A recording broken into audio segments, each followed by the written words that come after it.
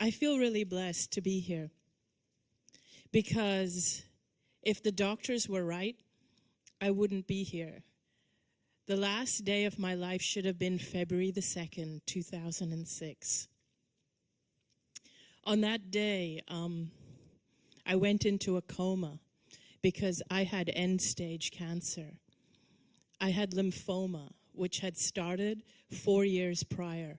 I had been diagnosed in 2002, in April of 2002, and it started with a lump on my neck, on the left side of my neck. And over the years, over the 4 years, it had progressed so that it had progressed and it had metastasized. So I had tumors.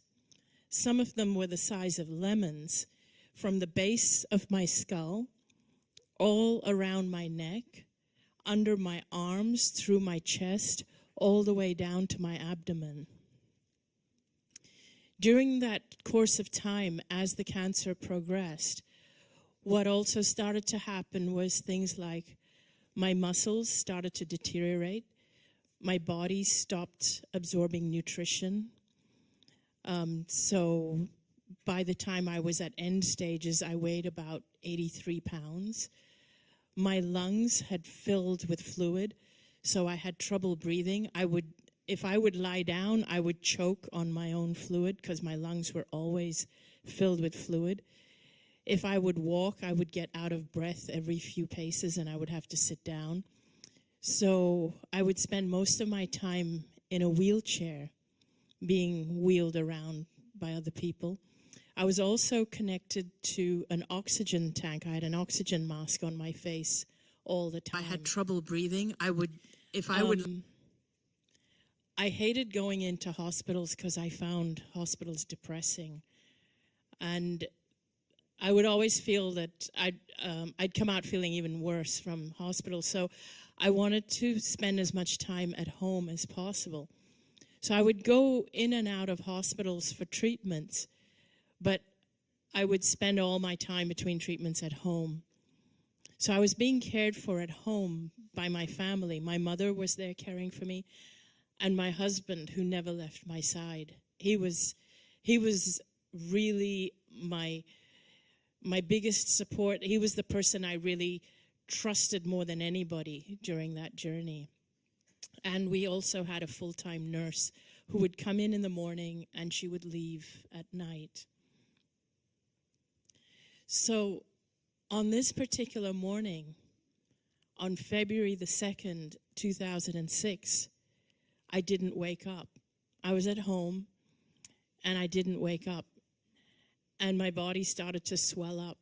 And my husband got really worried. He thought, okay, this is it. These are my final hours. And so he called the doctor right away. The doctor said to rush me to the hospital. And there was my regular doctor, and my regular doctor had called the most senior oncologist of that hospital to come down. And when he took one look at me, he said to my doctor that this is it. These are her final hours. She's not going to come out of it because her organs have now shut down. So my organs were finally shutting down one at a time, my kidneys, my liver, and so on. So they started connecting me to all these tubes in the hospital. They wheeled me into the intensive care unit, and they put in all these tubes just to keep me alive. There was a nutrition tube, something connected to my heart, and something for my breathing, and so on. And obviously all this time I was in a coma and couldn't see anything they were doing. But actually I could. Unbeknownst to everyone around me, I could see and feel and hear what everybody was doing. Everybody that was treating me around my body. I could feel all the tubes. I could see them putting tubes into my veins, and I could see they were having trouble finding veins. And there was one nurse saying, her veins have retracted. What are we going to do? There was another one that said, it's hopeless anyway. And I could feel that they knew that I was going to die anyway, and it was hopeless anyway. The doctors were frantically running around, and then I reached a point where I was choking, and I was aware that my physical body was choking. And one of the doctors was called in, and he removed the fluid from my lungs so that I could breathe a little bit easier. Anyway, during all this time, I could even see that my husband was by my side, holding my hand. But I felt absolutely amazing. I was not in pain anymore.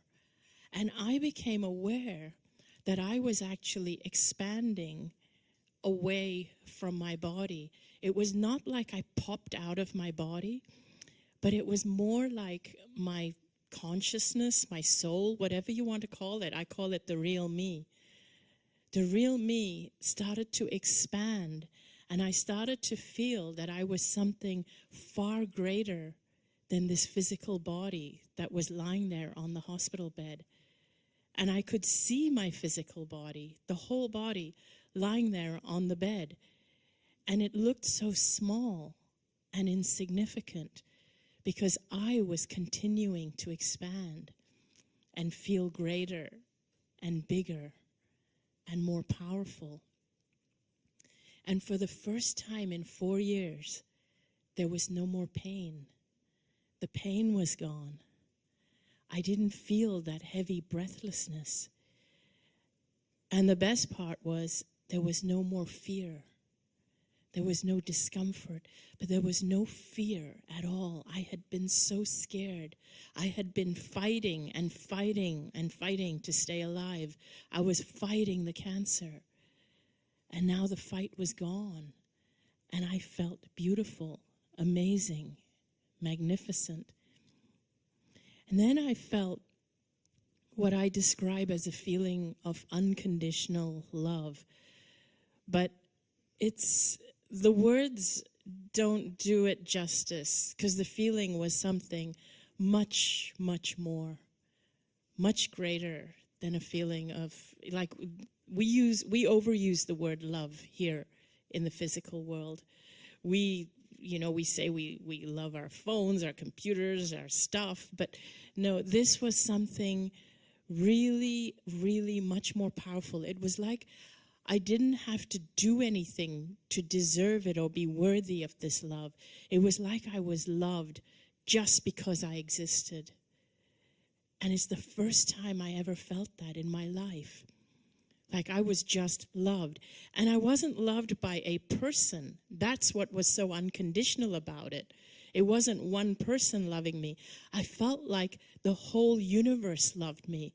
Like every soul, every essence, everything, every atom, everything in the whole universe just loved me. That's what it felt like. But it also felt like I loved everything. That's what was so universal about it. It wasn't like I was just receiving love. It was like I was even feeling it for everyone and everything. It was like I had entered into like a state of clarity. And then, now time is very different in that realm. So I'm trying to put everything into a sequence, but it doesn't happen in a sequence in that realm. And I'll talk a bit more about that later. It's like we process time as linear over here. We recall things and we put them into a linear sequence. But in that realm, it felt like all of time was happening simultaneously, all at once. It was like I had 360-degree peripheral vision. So I could see, hear, and feel everything at once, but not just what was happening in that hospital room. And I was in a hospital in Hong Kong, by the way. I could see, hear, and feel things that were happening way beyond the hospital room, way beyond this life. It was more like wherever I put my awareness, there I was. So I then became aware of my father. My father had passed away 10 years prior to me having this experience. And there he was. I felt he was there to greet me. It felt as though my father wasn't the only person that was there, but he was the first person I recognized. And it wasn't his physical body. It was more like like a pure consciousness or his essence or his soul. There were other beings around, but I didn't recognize them from this life. My father and I, when I was growing up, my father and I had a very turbulent relationship because my parents are Indian, they're Hindus, and I grew up in Hong Kong, which is a predominantly Chinese city where the predominant religion is Buddhism. And my parents, though, they put me into a British school so that I would learn to speak English because they wanted me to be able to speak fluent English. And the British school was predominantly a Christian school, a Catholic school, actually. So I had all these conflicting views on religion. There was Buddhism, there was Hinduism, there was Catholicism, and so on. But anyway, as I grew older, so I would always challenge my parents about their religion, because I would say that how can any religion be one true religion, because there is many religions here in this country, in this town we live in, as there are nationalities of people. So anyways, as I got older, my parents wanted me to have an arranged marriage, which I didn't want to have. And I would say that, but my British friends don't have to have arranged marriages, why do I? But in our culture, apparently, it's the best thing that a parent can do for their daughter is to find a good husband, a suitable husband for their daughter. So finally, I gave in, and my parents arranged a marriage for me. But 2 days before the wedding, I ran away, which caused a lot of problems in my community. I was ostracized from my community. And I brought a lot of shame to my family and the family of my then fiance, of the man I was supposed to marry.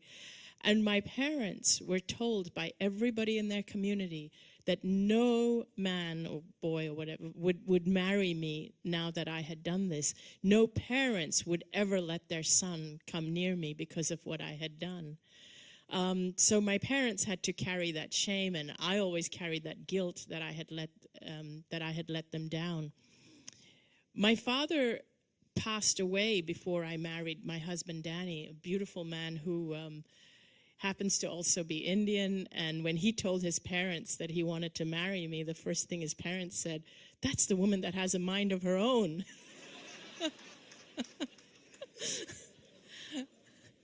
Which in our culture is not necessarily a good thing. So anyway, I had felt that I had always disappointed my father. I'd never been good enough. I'd never, ever met his expectations. I'd let him down. I disappointed him. I brought him shame. I brought shame in our culture. And he wasn't even there for my wedding.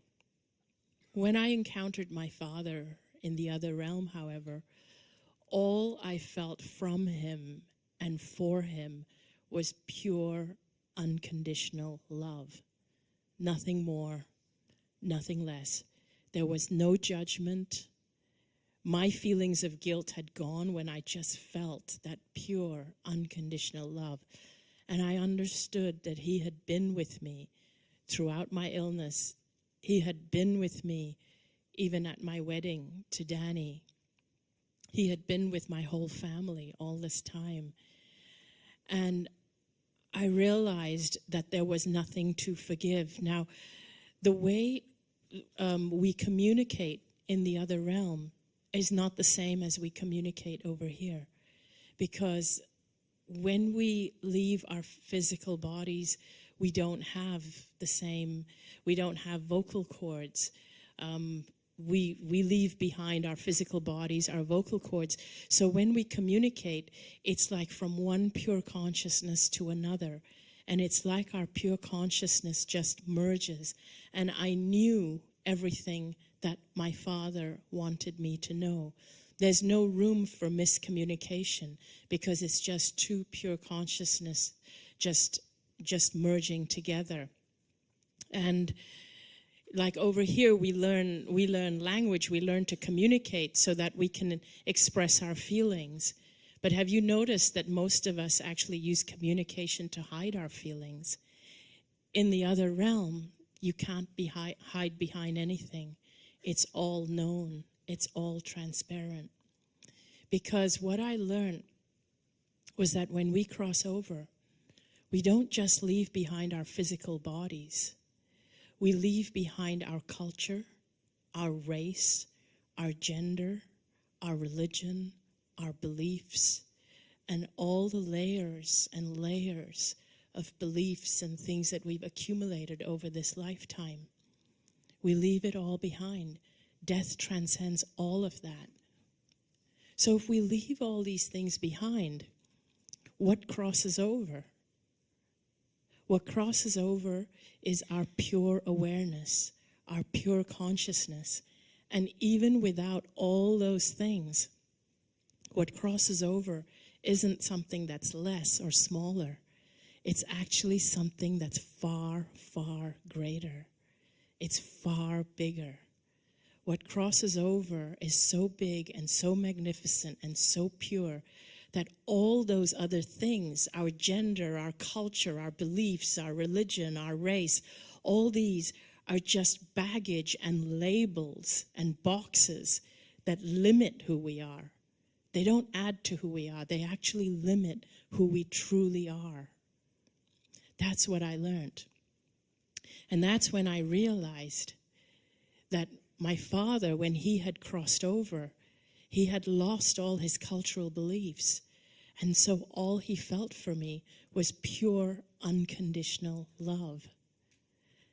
And so I know now that when we lose people, when they die, even if we haven't had a chance to say sorry for something we've done, even if we lose them and we didn't have a good relationship while we were alive, I know that in death, all they feel for us is pure, unconditional love, because there is clarity and there is an understanding for why everything that happened.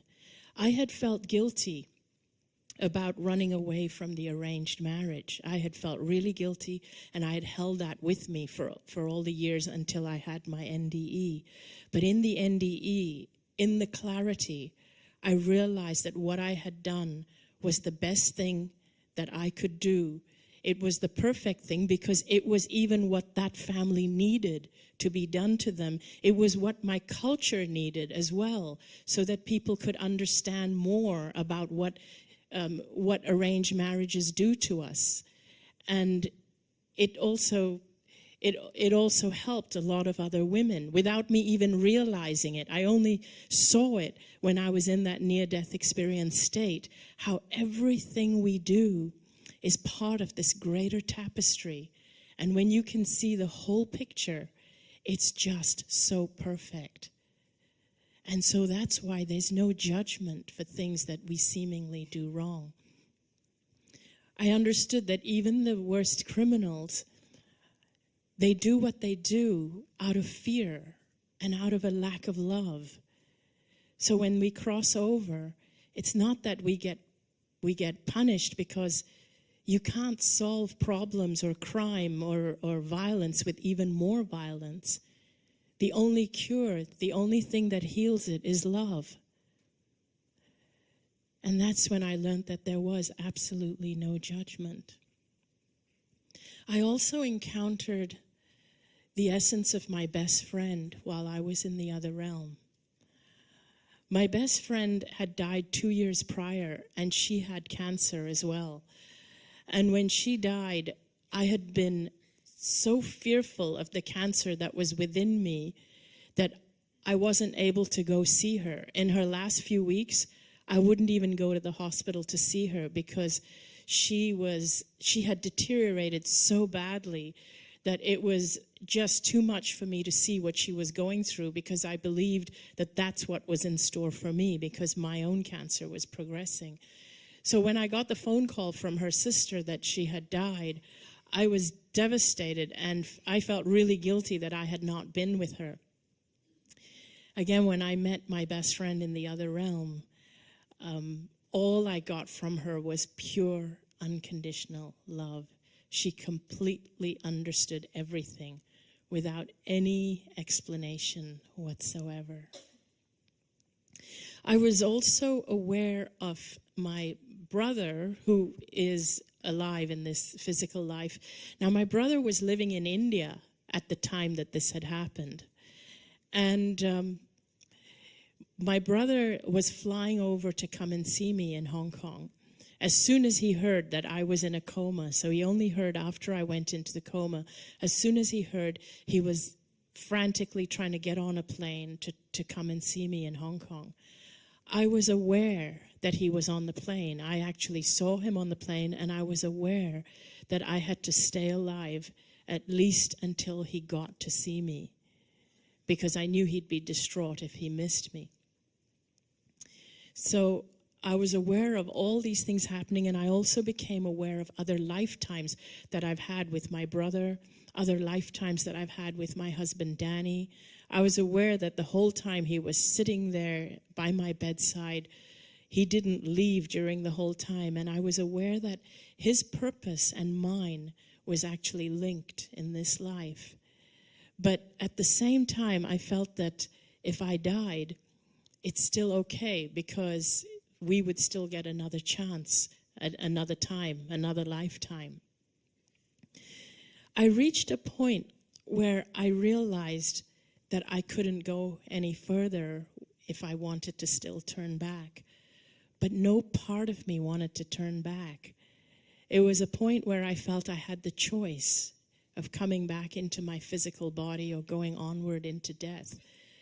But that state was so beautiful that no part of me wanted to come back into my physical body. My body was dying, my body was suffering, my family was suffering, taking care of me, so no part of me really wanted to come back. But then my father started to tell me that I needed to go back because it wasn't my time. I needed to go back because there were some gifts that I still had on this side, which I had not yet experienced. It was like he was telling me that you've suffered and now there are some gifts waiting for you. And then it was like I saw a vision of what my life would be if I chose to come back. And I saw what the life of my family would be if I chose not to come back. And I saw that if I didn't come back, I actually saw that, I even saw the medical records that my family would be presented, which would say that death due to organ failure from end-stage lymphoma. And I also saw that my husband would not live very long because our purposes were linked. He would follow maybe in 6 months or a year or so after that. But I saw that if I chose to go back into life, that I saw myself actually speaking to people, hundreds, maybe thousands of people. But I had no idea what I would be speaking to them about or how it would happen. But I actually saw that. I was supposed to go back and speak to people. And I knew, though, that if I went back, I wouldn't have to figure it out. I wouldn't have to figure out what I'm talking to them about or how it would happen.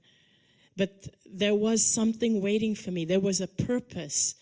And I had to go back to fulfill this purpose. But in that moment, I was still reluctant because I thought my body is dying of cancer. And then it felt almost as though in the next instant, I felt this sort of state of clarity where I understood how I had got cancer. I understood how every thought, every decision, every choice I had made in my life, through every moment of time of my life up to that point, had led me to being in that hospital bed in that moment, dying from end-stage cancer. And I understood that now that I knew this truth, and now that I knew the truth of who I truly am and who we truly are, I understood that we are actually amazing, magnificent, powerful beings, more so than we're ever told or taught. I knew that now that I knew this, if I chose to go back into my physical body, my body would heal very, very quickly. And I felt as though it was in that moment that my Father said to me, now that you know the truth, go back and live your life fearlessly. And it was in those moments that I started to wake up from the coma. And as I woke up from the coma, I was in the hospital room, and I looked around and my family were there, and they were so shocked to see that I was opening my eyes. I'd been in the coma for about a day and a half, about 36 hours. And my brother was there. He just got off the plane. My husband was there. My mother was there. And they were excited that I'd come out of the coma. And I was very, very groggy. It was like I had one foot in each side.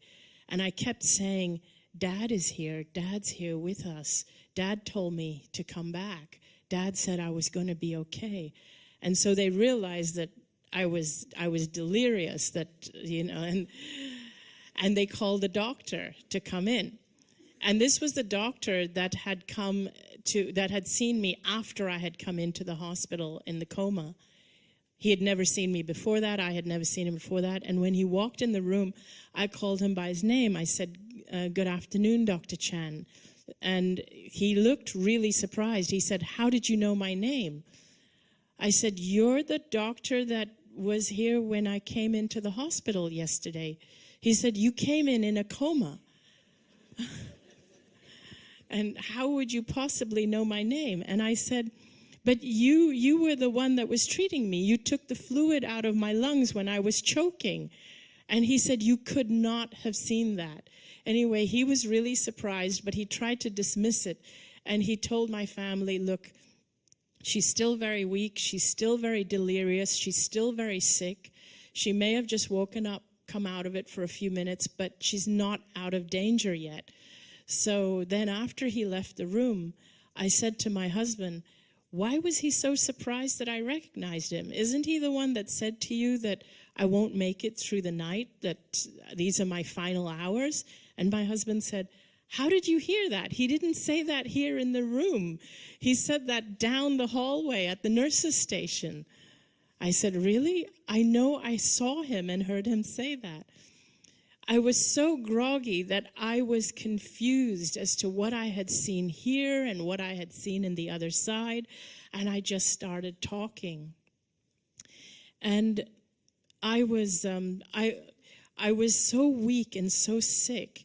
I didn't mention that even my muscles had deteriorated so much, and I was so weak that I wasn't even able to lift my head up. My head was always down like this, and I had these big open skin lesions, which were big wounds in my neck and under my arm where toxins were coming out of my skin, so I had these big bandages. So I still looked really, really sick. But by about 24 hours later, it started to sink in what had happened, but I didn't quite understand it. All I knew was that I had this purpose. I had come back for a reason, and that my dad had sent me back, and I felt euphoric. So I wanted to sit up. I wanted to pull out the food tube. I wanted to start eating proper food and start being alive again. And I was telling my family, I'm going to be okay. And it wasn't that I knew my body was going to heal. It was more like I knew I was already healed, but my body just had to catch up. My understanding of time had changed, and my understanding of consciousness and illness, everything had changed. And I was so euphoric, even though I was really weak, and I wanted to sit up, and I wanted to listen to music. For some reason, I wanted to listen to Dancing Queen over and over. I don't know why. It just reflected the mood. I was so euphoric. And it was like I just had this reason to be here and to experience life again. And within 4 days, they found that my tumors had shrunk 70%. And I no longer needed the oxygen tubes. I no longer needed the food tube. And so they moved me to a regular room out of the ICU. And actually what the doctor said was that I was starting to become a disruption in the ICU. So they moved me to a regular room, and they continued to take tests to find the cancer, which drastically just started to reduce and disappear. And I remember one day, like literally 3 weeks after I had come out of the coma, and I was getting stronger, and I was starting to get out of bed, I was starting to walk, I had to build up strength in my muscles, and the skin lesions were healing, and they had said they might need to do a skin graft they would have to do surgery for the skin lesions because they said my body was not strong enough to heal them. But even the skin lesions started to heal on their own. So I remember one day, 3 weeks after I had come out of the coma, the doctors came into my hospital room. 3 doctors came in, and they said to my family, "We have a problem." So my brother said, "What's the problem?" And everybody looked a little bit worried. And so one of them spoke up and said, "We can't find the cancer." So my brother said, "How is that a problem?" And these other doctors said, "If we can't find the cancer, we don't know how to treat it." So I said, "Maybe you don't have to treat it if you can't find it." And then the third doctor said, No, it's not possible. Cancer doesn't just disappear like that, but we're not going to give up till we find it. Now, I don't say this to slander doctors because I have had a lot of support from doctors. More than doctors, I've had a lot of support from nurses. All of them are beautiful people. They go into healing and working with sick people for the purpose of helping and healing. So I don't say this for that reason, but more because I have started to talk more with doctors and medical people because I want them to start to change the way they look at illness. It's more that than anything.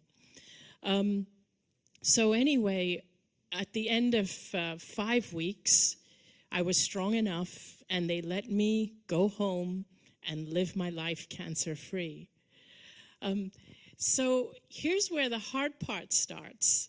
It's starting life over again. But before I go into that part, what I'd like to do is I'd like to share some photos of my journey if you'd like to see some. And also, those are my parents. What I want to say, though, before we get into the photos, I didn't have any photos taken of when I was at my absolute worst. By the time I needed a wheelchair and I was on an oxygen tank, I refused to see people. I refused to have pictures taken. I had no idea I was going to come back again. So these are my parents, and we'll go to the next photo. That's my father, who I encountered in the other realm. That's my best friend. She's the one on my left, which is your right, in the blue T-shirt, and myself. We grew up together. We were best friends our whole lives, and she died 2 years before I had the near-death experience. And that's my husband and I when we got married, Danny and myself, 20 years ago. That was when I started to get ill, when it started to show. I would never be far away from my bed. Okay, so that was when I was really ill, but still, this was not my worst, but I wouldn't have any photos taken after this. So, and here you can see that on my neck, I had these open skin lesions, which were covered in bandages myself with my dog. Oh, that's Cosmo, my dog. But he's not alive anymore. He passed away. He was 14. He passed away 4 years ago. And one of the reasons I hated being in hospital was because I missed my dog so much. Now, yes. So now I wanted to show you the next one. This is my a hospital report from the 2nd of February. that was the day I entered hospital. And you can see, and I'm sorry I blacked out some of the things like the doctor's names and information like that. But you can see that whole list.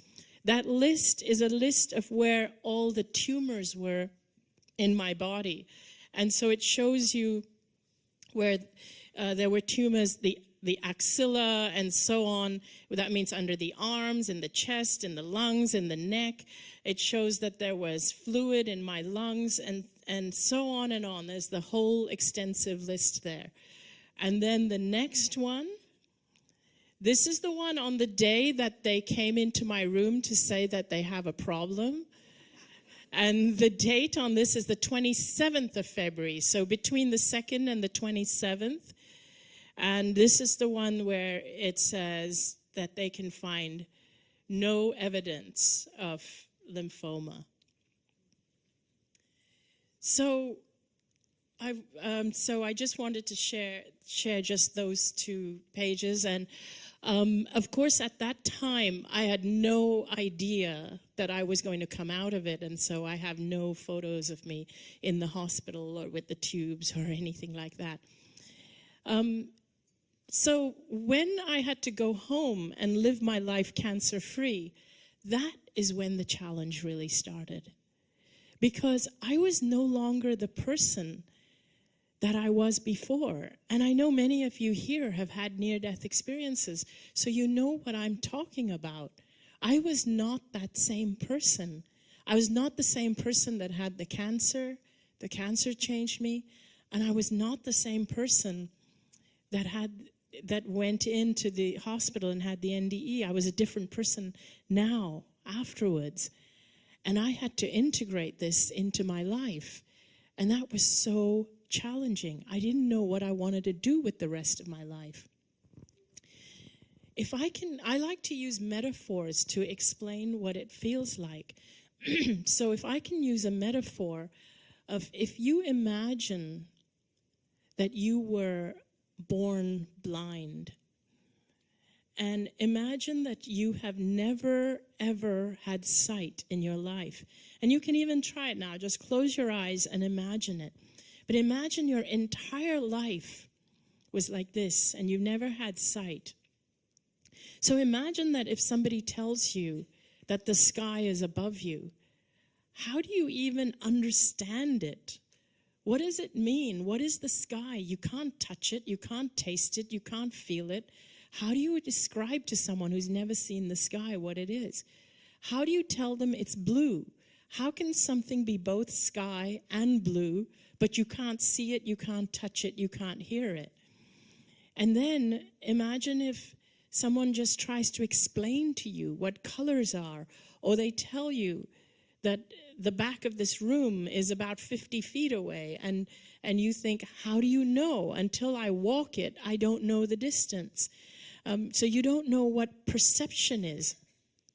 If you've never had sight, your imagination is different as well, because your frame of reference is different. It's different from a sighted person. And so now, if you open your eyes and you look around and you see, look at the colors that you would not have been able to see if you were blind. Look at the depth of field, the perceptions, the things that you would not have been able to understand if a sighted person was trying to explain it to you. Imagine being a blind person who was born blind and going into an elevator of a building. You go in and you come out on a different floor. How do you explain to someone who can't see what a building is? How do you explain that there are different levels, it's different heights, and that you've come out on a different floor? It can be very, very difficult. Now imagine that you were born blind, and then one day you get sight. For one day you get sight, and suddenly everything makes sense. The whole world makes sense. Now you understand how something can be sky and it can be blue at the same time, because you now understand what blue means and what sky means. You understand how something can be wooden, and it can be a table, and it can be brown at the same time. You start to understand. You understand what distance means. It all makes sense. So even if you go back to being blind, it all makes sense. You navigate differently because you understand the world differently. But imagine if you've had sight for one day and you go back to being blind, but you live in a world where everybody else has been born blind. And now you have to explain to them what you experienced. And those of you that have had NDEs, you'll understand what I'm talking about. And I can see your heads nodding. How many of you here have had NDEs? You get it, don't you? Thank you. It's almost impossible to explain to someone who's not seen it. So this is why sometimes I try to explain to people that just because you can't see it, hear it, feel it, touch it, it doesn't mean it doesn't exist. Just because you don't have that perception, that ability to be aware of it, doesn't mean it doesn't exist. We were born with this awareness. We were born knowing more or seeing more or being aware of more than we are as we grow up, because we have to try and fit in. And what I realized when I came back from my experience was that everybody was different from me. I was different, actually, not they. I was different. I perceived the world differently. I understood the world differently. But I didn't have the words or the tools to explain to them, because to me now, the world seemed completely upside down. I didn't understand why we had made the world the way it is today. There was so much I didn't understand. I couldn't watch TV anymore because I can't see people being killed. I didn't understand why we teach different religions to different people, because that only fosters separation. But actually, when we die, we're all part of the same consciousness. We're all like different fingers on the same hand. Imagine if we collaborated instead of competed, we'd have a much better world. I couldn't understand why we teach kids to compete instead of collaborate. I couldn't understand why we train armies to go and kill other people. The whole world did not make sense to me. I use another metaphor to explain how I see the world or how I see the afterlife. I use a metaphor of a warehouse. So if you can imagine, imagine that you're in a dark warehouse where the lights are off and it's pitch black. It's absolutely pitch black. And the lights have never been on, so you've always been in this dark warehouse. And all you have to navigate through this warehouse is one little flashlight to light your way. And all you can see in this warehouse is what this one little flashlight shines its beam on. Although you have control as to where to shine it. You can shine it there or there or there, but you shine it to light your path. And so even though that you've seen various different things, you haven't seen everything because your beam is so limited. It's so small and it's so limited, and all you see is just what your beam is shining on.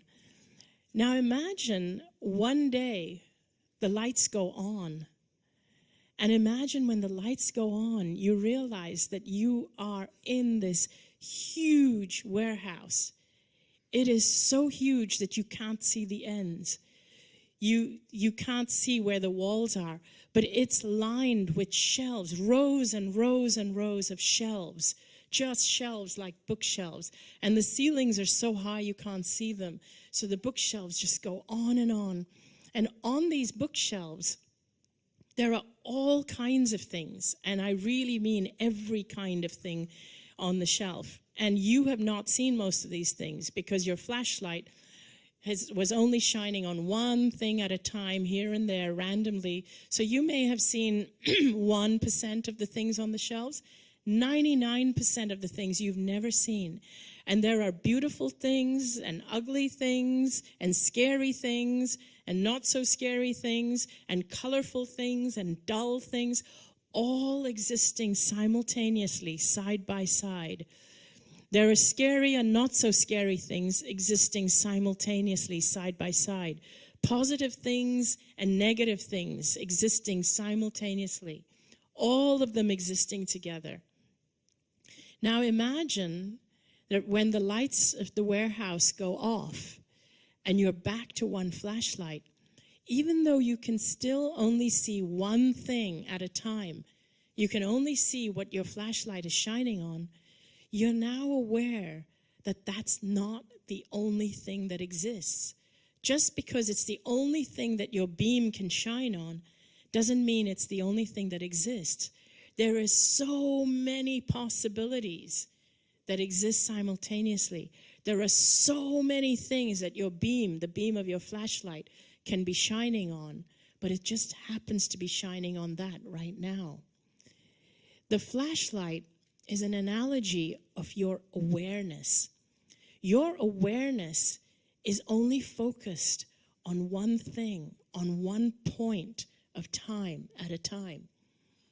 And we believe that what we see, hear, feel in this moment is what the world is like. But it isn't. It's just one little tiny point of that huge warehouse where every possibility, every probability exists at the same time. You can be focusing on something negative, but something positive can be right next to it. But your flashlight happens to be focusing on the negative. And let me give you an example. Those of you who've heard me speak before have done this, but if you haven't, play along with me. I want you to look around the room and find everything in the room that is any shade of like a orangish, pink, red, any shade in that family. Just look around and find all the things that are anywhere near orange or pink or red, and commit them to your memory, because I'm going to test you. So look around, as many as you can, commit them to your memory. People's clothes, things in their room, bags, whatever. As many. Okay, so face the front. Thank you. Face the front, no cheating. Face the front now and close your eyes. Close your eyes. Now I want you to recollect as many things in the room that are blue.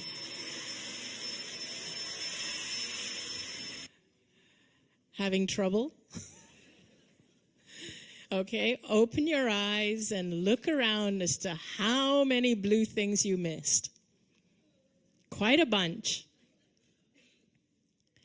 So, have you noticed when you buy a new car, you suddenly notice a lot of people driving the same car? They were always there, but you just never saw them before. So that the blue existed right under your nose, but you missed it because you were so focused on the orange. We do this all the time. We focus on bad news. We focus on things that scare us. We do this all the time. Have you noticed recently, in the last few years, how much focus there is on cancer awareness? Have you noticed all the cancer campaigns and all the billions of dollars we spend on research on cancer and all the adverts on cancer? Can you imagine if we put the same amount of energy, made the same campaigns, spent the same amount of money, put the same amount of awareness on well-being awareness instead? What a different world we'd have. And this is what I mean about the world feeling completely upside down and the wrong way around. I felt that we were trying to create more peace by grooming more armies. We were trying to create more health by focusing more on illness. And we do this in everything we do. And then we wonder, how did we create such a messed up world? Well, this is why.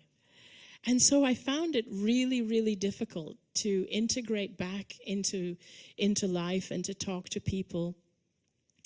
And I found that I started to become more reclusive. I started to get a little bit more depressed.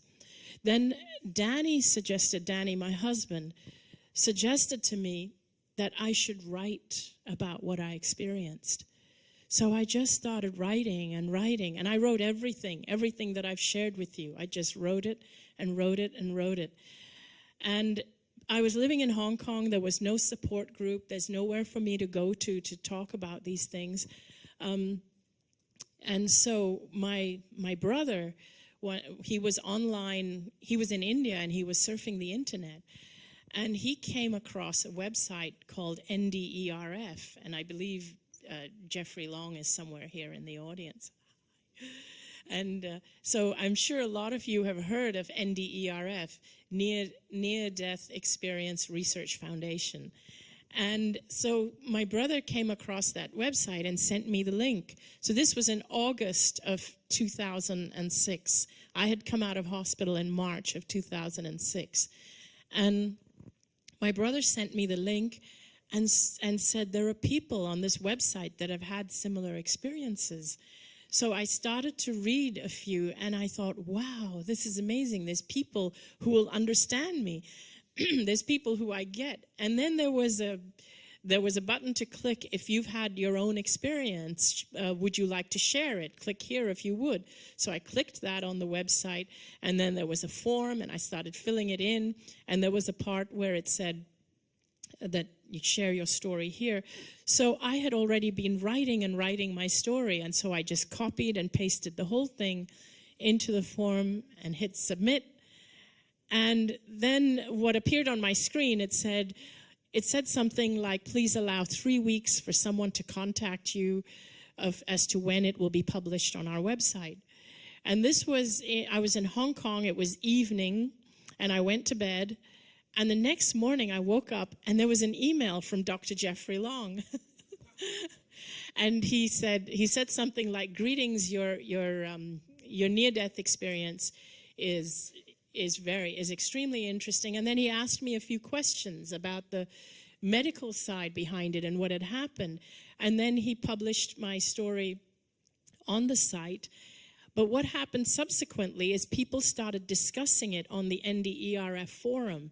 So Dr. Jeff wrote to me and said, there are people who are discussing it on the forum, and they're asking questions. Would you like to chime in?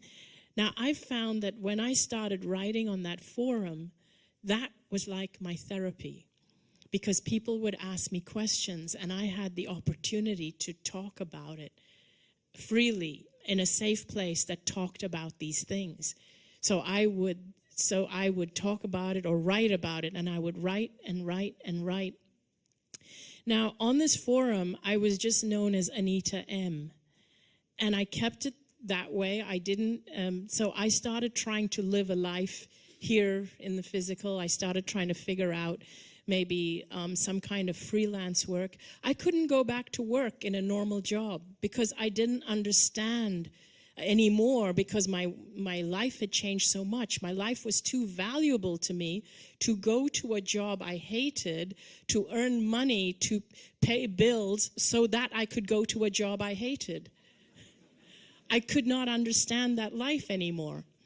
So I worked freelance, but I didn't tell anybody in the area where I worked in. I started doing something called cultural training, where I worked with people of different companies who had come to Hong Kong, people from other countries who'd come to Hong Kong to work, and I helped them to integrate into Chinese culture. And I never spoke about my NDE to them, to my clients, the people I worked with, or anybody. So I had this whole other life where I'd be anxious to go back home in the evening and see what questions were there, because I was on a different time zone. I was in Hong Kong, and when I slept, the people in the US were awake, and they were all reading what I'd written, and they would ask their questions, and then I would wake up the next day, and then I would look at the questions, and I would start answering them. And This went on for about 3 years, and it was really good for me. It was very therapeutic. It helped me to understand and process, and it was as good as having some kind of like a weekly support group or something. It was really, really therapeutic. How many of you were on the NDERF forum? Anybody? Anyone remember a guy named Marine Boy?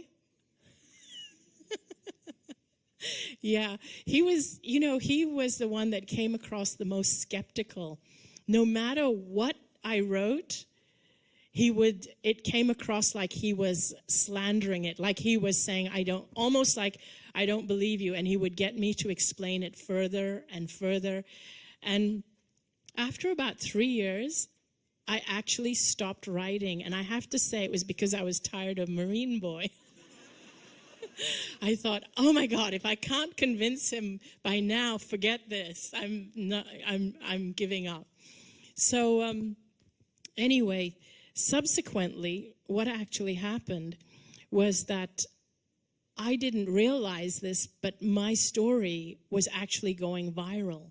And it was picked up by a lot of people. I started getting contacted by people who were writing to Jody Long and asking them to forward their email to me.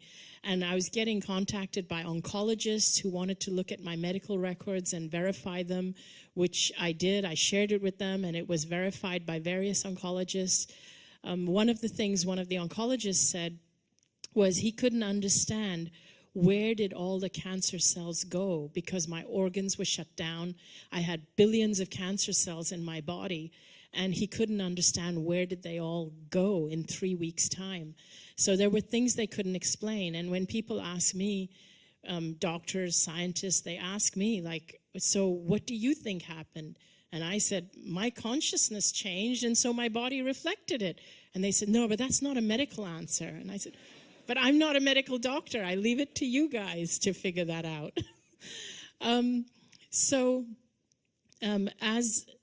As I continued, I'd stopped writing on the forum. I completely stopped.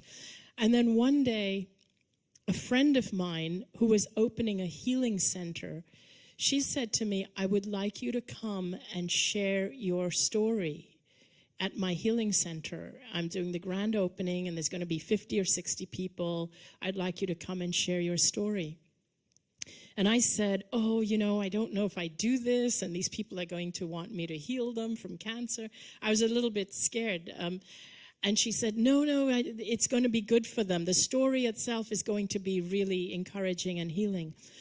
So I went along, and there were 50 or 60 people, and I shared my story that night. It was 2011. It was March 15th, 2011.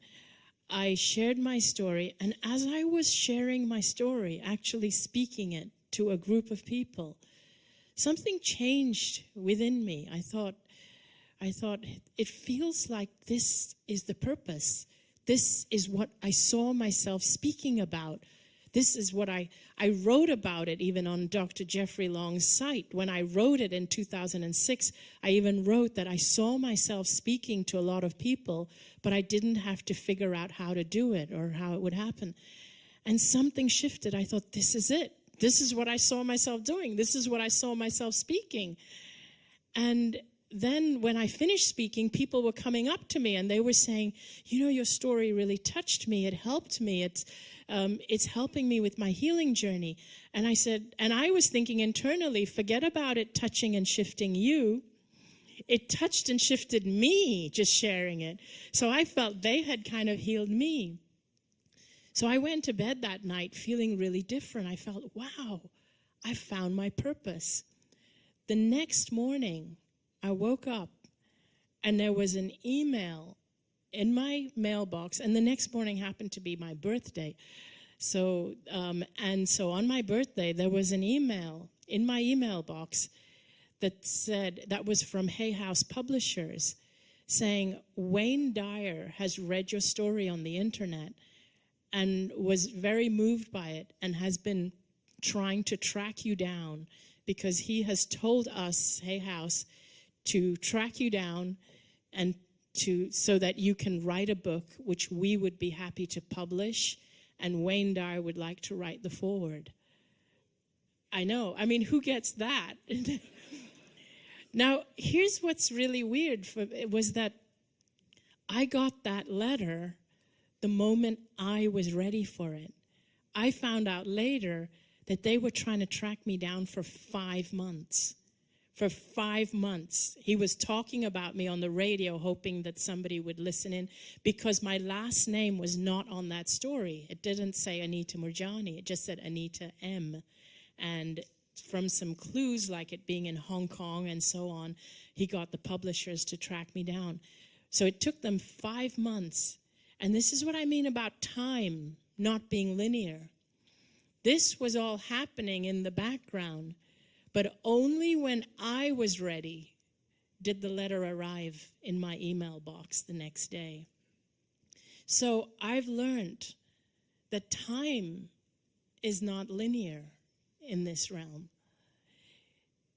We don't have to pursue things and chase things and go from step 1 to 9 to get to step 10.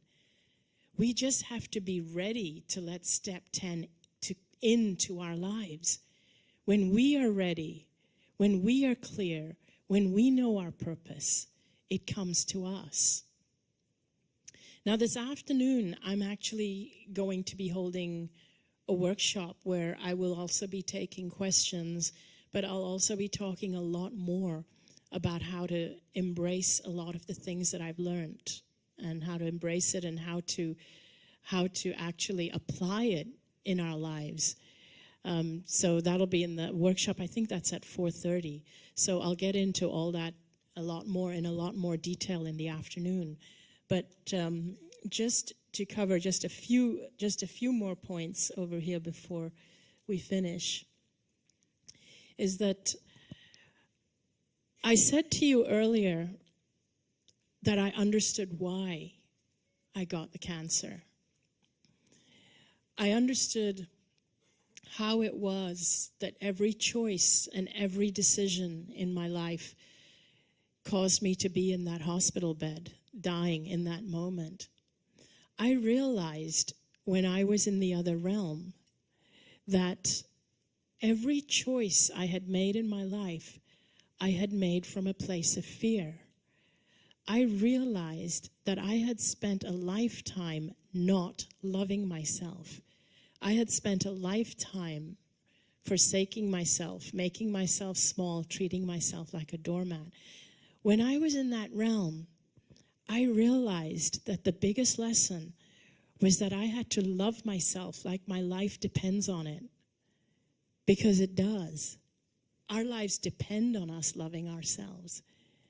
And that was the biggest lesson I learned, that I had to love myself like my life depends on it. I had never known that before. I had grown up believing that it was selfish to love myself. And so I had always put myself down and put myself last and treated myself like a doormat and allowed other people to treat me like a doormat. Because other people can't treat you in any way that you don't treat yourself. You have to allow it first. How many of you grew up believing that it's selfish to love yourself? Quite a few. And you may know differently now because you're all enlightened now. You've all read the books and had your NDEs and you're all enlightened now. But we don't teach that to kids at school. We never learned that at school, that how important it is to love ourselves. Because when I was in that realm, I realized that God is not a being that is separate from me. God is within me. God is within you. God is the infinite universe, the infinite light that shines out from behind your eyes. And when I realized that I am an expression of God, and a piece of God, an expression, a facet of God that is expressing itself through me, how can I not love me? How can I not love you? How can you not love you? Because to not love yourself means to deny the part of God that has chosen to express itself as you. and through you. That's what we deny when we don't love ourselves. And only when we love ourselves and see God within ourselves are we truly able to see God within other people. Because if we try to be unconditionally loving to other people without being unconditionally loving to ourselves, it's really hard work. It drains you. It really does. But when we're unconditionally loving towards ourselves, and when we realize who we truly are as expressions of God, then it becomes easy, really easy. Because all we're doing is we are being the love that we are. We're being the love that we came here to be. I realized that the reason that I had lost my way, and I suspect it's true for many of us, I realized that we're born knowing who we are. Because one of the biggest burning questions that I came back with was that, why did I have to die to find this out? What if I didn't come back? What a waste of a life to find this out after we die. And I realized that we are actually born knowing this. We're born knowing the love that we are. We're born knowing that we are an expression of God, a facet of God here to express ourselves. We're born knowing that life happens through us, not to us. We're not victims of life's situation. We're here to experience life happening through us. We're born knowing this. But we forget. We forget a lot of it is due to our conditioning, to our cultures, to our education, and so on. And so slowly it starts to erode, and we forget, and then we become depressed, and then we have midlife crises, and so on. But every single one of us is already spiritual. We're born spiritual. We don't need to work at being more spiritual. We just need to remember who we are and be ourselves. And one of the ways in which we forget as we grow up is by learning fear. Fear is the biggest thing that moves us away from love, because every choice we make is actually made either out of fear or out of love. I've found that you can't do both. You can't have both at the same time, just like that flashlight, just like being focused on the red or the blue. You're focusing on either one or the other. You're focusing on either fear or love. And I noticed that when I was growing up, I always made my choices out of fear of the consequences.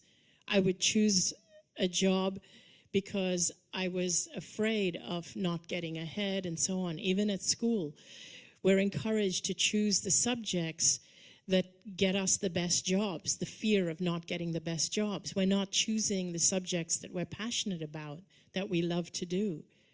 And so we create a life built on fear, not built on love. That's why we get burnt out and depressed. When I had cancer, when I was diagnosed, I was so fearful. I was so fearful of the cancer. And what did I do? I researched everything on the internet.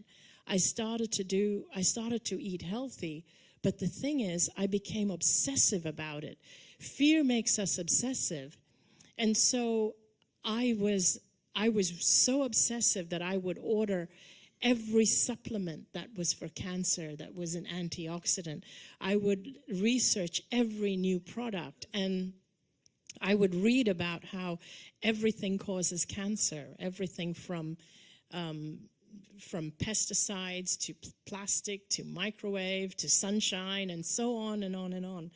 And now I'm not saying not to be aware of things that are happening in the planet. I'm not saying not to be healthy. By all means, be healthy. But I did it out of fear, not out of love. Today, I still choose healthy foods.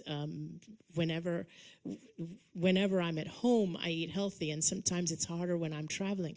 But I do it because I love myself. I do it because I love my life. I do it because I want to live long. I don't do it because I fear cancer or I fear death. I hate words like remission. I would remove them from the dictionary if I could, because it keeps people in the fear of cancer for 5 years. I usually tell people, as soon as you're cancer-free, tell yourself, I'm done with cancer. Now go live your life fearlessly. Go and find out what your passion is. Just be yourself, love yourself, be yourself, and just go and find your joy. I've realized that one of the most important things in life is to find your joy and do what you love, because life is just for living and for laughing and not a lot more. Really, not a lot more than that. When I was just starting to come out, when I had come out of the coma, it was about a week, maybe 10 days after I had come out of the coma. And I was starting to gain my strength. And one of the nurses, she came into my room and she said to me that you've really got to start using your legs and start gaining some strength. And I'm going to take you out of the bed and get you to walk around the room a little bit. So she helped me out of the bed, and we started to walk around the room, and I was getting my strength back in my legs. So I was holding on to the nurse with one arm, and with the other arm, I was holding onto the IV stand, because I still had the tubes going in. And so I was walking around the room, and then I said to her, I'd like to go see myself in the mirror in the bathroom. I haven't seen myself for ages. So she led me to the bathroom, and I looked in the mirror, and I was horrified by what I saw, because I hadn't looked in the mirror for weeks and weeks. And what I saw was somebody, I was really, really skinny, skin and bones. The hair had come out of my head in clumps, and my cheeks were completely sunken in. It looked like my eyes were popping out of my head because my cheeks were so sunk in. And I had these big bandages around my neck because of this open skin lesions.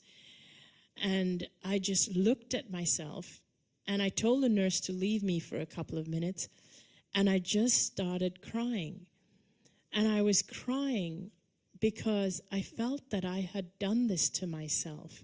I wasn't crying because I had lost my looks or anything. I was crying because I really felt that I had done it to myself. Not because I thought it was my fault I had cancer. Anybody that has cancer, I don't think it's your fault. I don't think anyone did it deliberately. But I felt I had done it to myself because I had spent my whole life just forsaking myself, treating myself badly, criticizing myself, judging myself, putting myself down, making myself small. And I'd spent a lifetime of doing that. And I realized that that is what had drained me to the point that I got cancer. And so I looked at myself in the mirror. I looked at my face, and I just put my hand up in the mirror. And I said to myself that day that I will never, ever let you down. I will never treat you like a doormat. I will never, ever judge you. I will never criticize you, even if you fail, even if everybody else does, even if everyone else judges you. I will never do that to you. I will treat myself as my own best friend. And from that day, I've stuck to that commitment. And this is what I invite all of you to do. And this is what I've realized was my biggest lesson from having that near-death experience. A lot of people write to me and they say things like, if we love ourselves, doesn't that make us really high maintenance? And doesn't that make us only want to go shopping and go to the spa and things like that? And And somebody actually said, oh, I must really love myself because I'm constantly doing my hair and my nails and going to the spa, but my life's still not working for me. By all means, go shopping, go to the spa, eat chocolate, do all that. That's fine, but doing that doesn't mean you love yourself. I mean, I have a couple of those vices too. I love shopping, I love chocolate, but doing those things doesn't mean you love yourself. Loving yourself really means being your best friend, even when you've lost everything. It really means that even if you failed, even if you're completely downtrodden, even if you're being criticized by everyone else, it's the commitment that you will stick by you, that you will still always be your own best friend. That's what I've learned. I told you that Wayne Dyer discovered my story, and he sadly passed away just this last week, which was very sad for me because he did launch my first book. He had me on his TV show, on his public television TV show. We have done numerous, over the last 3-4 years, we have done so many speaking events together. He was the one that pulled me on stage the first time in front of 3,000 people. After that little talk I did in front of 60 people, it was several months later. The next day, I'd got this email, and then and then he contacted me, and he flew me to Pasadena, and he pulled me up on stage, and there were 3,000 people in the audience, and he said to me, "Are you scared?" And I said, "Of course I'm scared. I've never spoken in front of 3,000 people before." And he said, "Why would you be scared? You've been dead and back. What's there to fear?" And I said, public speaking is actually scarier than dying. Dying's easy. But it was after speaking with him as well, I started to realize this is what I was meant to do. And so, so I started to tour, and I started to speak. And it's funny because I had written back in 2006 on Jeffrey Long's website that I saw this vision. And sure enough, I realized all I had to do was just love myself, be myself, and I wouldn't have to figure it out. Because if I had to figure out how to get from where I was then to where I am now, I wouldn't be able to do it. I'm not that smart. I've realized that it's actually a lot simpler than that. And all we have to do is be ourselves and live our lives fearlessly. And on that note, I'd like to bring this speech to an end. So I invite you all to live your lives fearlessly. And if all else fails, eat chocolate and go shopping, because that never fails.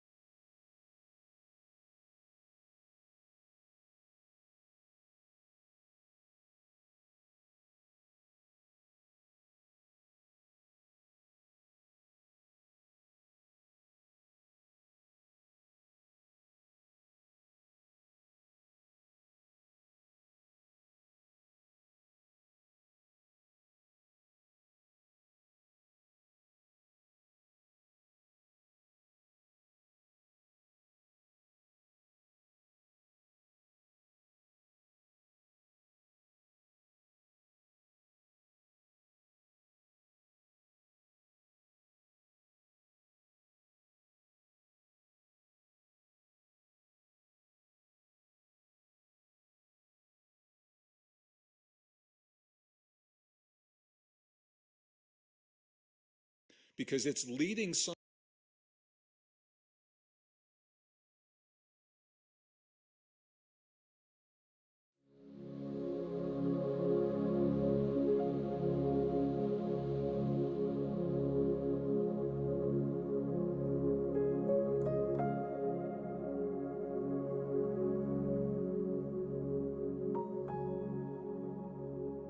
I'm so excited to be here in this wonderful meeting we're having with Greg Braden, with Anita Moorjani, with Dr. Shamini Jain, and of course my dear friend, all my friends, Dr. Bruce Lipton, who will be with us here in my town of Sedona in June 10th through the 14th for a very special conference, Elevating Planetary Consciousness Through Personal Healing. And what an ensemble of speakers, teachings, energies, experiences we're going to have. So here we go. Please, Greg, please share with us a little bit. What are you going to bring? What are you going to share with the participants that will be joining us? Ilan, I'm happy to do that. And before I even do, I just want to thank you for your vision and your dedication, your perseverance to bring us together for the very first time in this way. We have never taught together in this way, the four of us. And I'm honored to be with all of you, my dear friends, my dear colleagues. And I think it's a really important program for a number of reasons. But I'm going to share a quick story, I think, that illustrates precisely where we're going here. We're talking about our soul's journey. And there are many different ideas of what that journey can look like. And many people that write to us, to our office, envision it as this very esoteric kind of journey that's out there, but they can't quite seem to get to it because life keeps getting in the way. So the story, there was a man not long ago that moved into our neighborhood from another state. He retired early, and he came to the high deserts of northern New Mexico, and he said he came to find his spiritual path, was the term that he used. And I said, well, how's that going? And he said, I can't seem to get started because there's so many things that are going on that are getting in the way. And he was having problems building a house, and his mom had just passed. He was having financial problems. People were letting him down with promises that helped to build the house. He said, man, there's just so much going on. I can't get this spiritual journey started. And I asked him, I said, have you ever considered that maybe all those things are part of your spiritual journey? And he had not. And I think that's the point. We're living a time of extremes, and everybody is being tested in some way. And I think if we can begin to embrace the fact that whatever crosses our paths is exactly what we need in this moment in time to elevate us as individuals and collectively to help us move into a place where we thrive in this emerging world, not just survive. That's a very different way of thinking about life and our place in the world. So this program we have put together to help us to recognize precisely what that means, but then to develop the tools from our unique lifelong studies and perspectives so that we can navigate our time of extremes, navigate our life's journey in a healthy way, in a joyous way, so that it's not so fearful when things seem to go in a way that's unexpected. So I'll stop there for now, Ilan, but in a nutshell, I think this is the foundation, and my colleagues I know are going to add to this, but we're all in this journey together, and that's what makes it such an exciting program. And wow, to be able to offer this in Sedona, Arizona in June, what an amazing experience. So I'm excited. I'm looking forward to it. And I have to say, there will be surprises that I cannot even talk about right now that will occur amongst the presenters for the pleasure of our attendees. There are always surprises. Yeah, well, I hope everyone's really intrigued when they hear that. So yeah, and not only we all waiting for you, Sedona, the mountains, the energies here, the vortices, they're waiting for you too. They are so powerful, so transformative. So please, Dr. Shamini, please share with us what will you bring to our special time together. Well, I'll tell you, Alon and everybody, what is coming to me when I have these conversations with friends, family members, and even strangers is part of our soul journey, I believe, in this time, as Greg was speaking to, we have to embrace everything that's here, right? As part of our soul journey. It's so important. And I've recognized throughout my life, I think being a scientist and, exploring these worlds of science and spirituality, because they're really not separate, that many people at this time are really struggling with and hungering for what we might call integration, right? That is really coming to a full sense of understanding of who we are and being able to freely express that, how important it is. And I'm really excited for us to explore all the ways that we can integrate and what creative expression does for us in that realm, what working with sound does with us in that realm. So while I am definitely I'm a science nerd, I will admit it. So I will be sharing a lot of what we know about the science of the soul, in many ways, from the ancient perspectives, including Jainism and other paths, tantric paths and others, as well as sort of the modern science of how we understand our soul connection to healing and what that means, that healing literally is a return to the soul. How are we actually uncovering that in science? We're going to explore all of those beautiful areas, not just with me, but with many of us here. But also we're going to come into a lot of collective joy in our practice, in integration, because it's not just for our minds. I mean, the program is not just going to be for our minds. This is a time for us to come together in soul community. And a lot of that is going to be elevating our sense of joy in authenticity. And so we're going to be exploring that a lot. At least I'll be exploring that a lot with folks. How do we really come into resonance and integrate all these different so-called separate parts of ourselves so that we can really stand in our authenticity in a way that just inspires joy, not just in ourselves, but for others. So I'm really excited for that. Oh, that was so beautiful. That was so beautiful. And I really love how you talk about integration of our soul through vibrations, through the energy. And that's really what it's all about, coming together in unity as a collective, because we're doing this journey together, also individually, but also planetary. And that's the concept and the energies that move us through to this place, to this focal point here in Sedona together in June. And please, I'd like to ask Anita, what will you bring? What will you share with us from your soul and heart? Thank you. Thank you. Well, first of all, I am super excited, like the rest of you, first of all, to do this together with all of you, because I think as it is just the energy that we can create together, I think will be uplifting for us, and I'm sure for the audience as well, just what we bring together. And I'm super excited to be in Sedona because the energies there is so uplifting and amazing. And for me, what I plan to bring is I would like to bring a deeper awareness of what it means to be a consciously aware being in this current times. One of the things that I've discovered is that many of our old paradigms of what it means to be consciously aware or what it means to be spiritual, all the old beliefs, the old paradigms, they don't work anymore.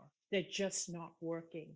And so I would like to speak about that and to teach people and to explain to them what we need, what conscious awareness looks like, feels like, and what it is in today's world. Because the world today is very different. We're navigating a completely different terrain. It's a different playing field. We're dealing with the internet. We're dealing with social media. We're dealing with socializing with people in a way we never had to before. And people, instead of coming together with the advent of social media and the internet, they're actually coming apart. They're becoming much more divisive and dismissive of anyone who doesn't agree with them. I want to share something from my own personal journey that's happened, that's brought me on this particular trajectory of my soul's growth and how my own presentation has grown and evolved and is changing. I actually, towards the end of last year and the beginning of this year, experienced total and complete burnout. And I mean literal burnout, because I was having panic attacks, feeling anxiety, unable to get out of bed.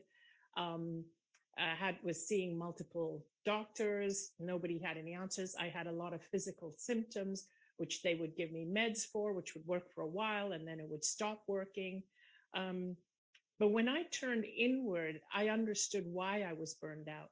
I was burned out because I was listening to all the voices outside, the voices coming at me from my audience, from the public, from social media. And I was trying to unite everybody. And I wasn't listening to what my inner self wanted. I wasn't listening to my guidance. I was listening to the voices outside. And trying to please everybody when views are so opposed at the moment was really burning me out. And I felt no matter what I was doing, there was still criticism coming from certain camps. And I realized that we, especially if you're someone who's highly sensitive and if you're an empath, that's the other thing I'm going to talk about, navigating this world as a sensitive, intuitive person. That's getting harder too with the playing field the way it is. And so I want to give people tools on that. But if you are a sensitive person and an empath, you're going to feel criticisms and all in your body. And it's not easy because when you're a child, you are socialized to please your family members and to please the people around you. But in today's world, if you have been socialized to do that and you're sensitive to people's needs and desires, you're not built to please millions of people that are following you on social media and in the world and who are writing reviews on your work and your books. You're not built for that.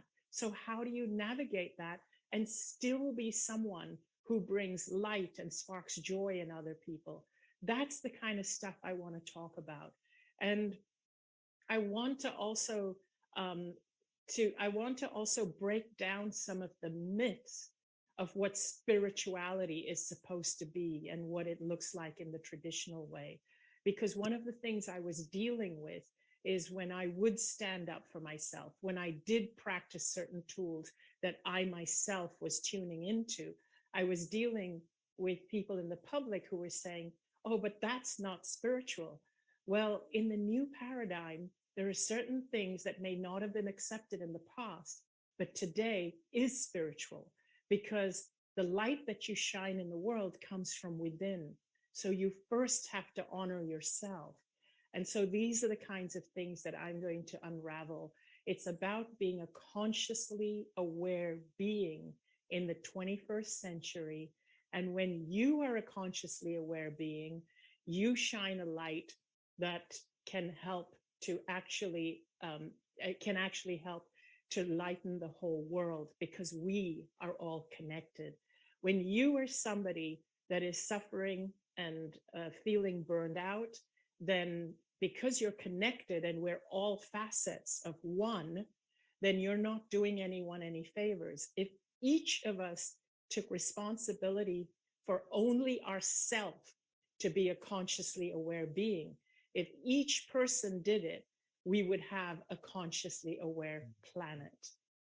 So that's what I would like to bring. Well, that was so beautiful, Anita, and so profound from someone who actually been in the light and came back.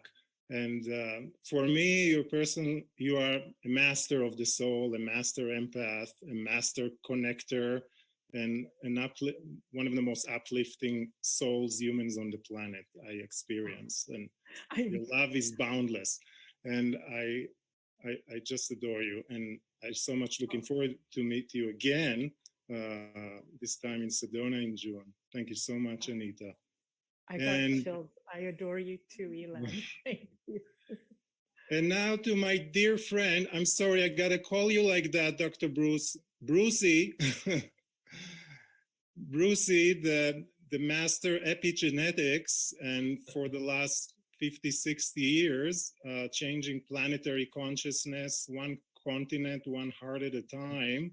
And so, Brucey, what are you bringing to us here in Sedona this June, the creator of heaven on earth? Well, what I'm bringing is an addition to all the wonderful insights offered by my dear and dear esteemed friends and colleagues on this. There's a historical perspective. There's an understanding of an experiential perspective.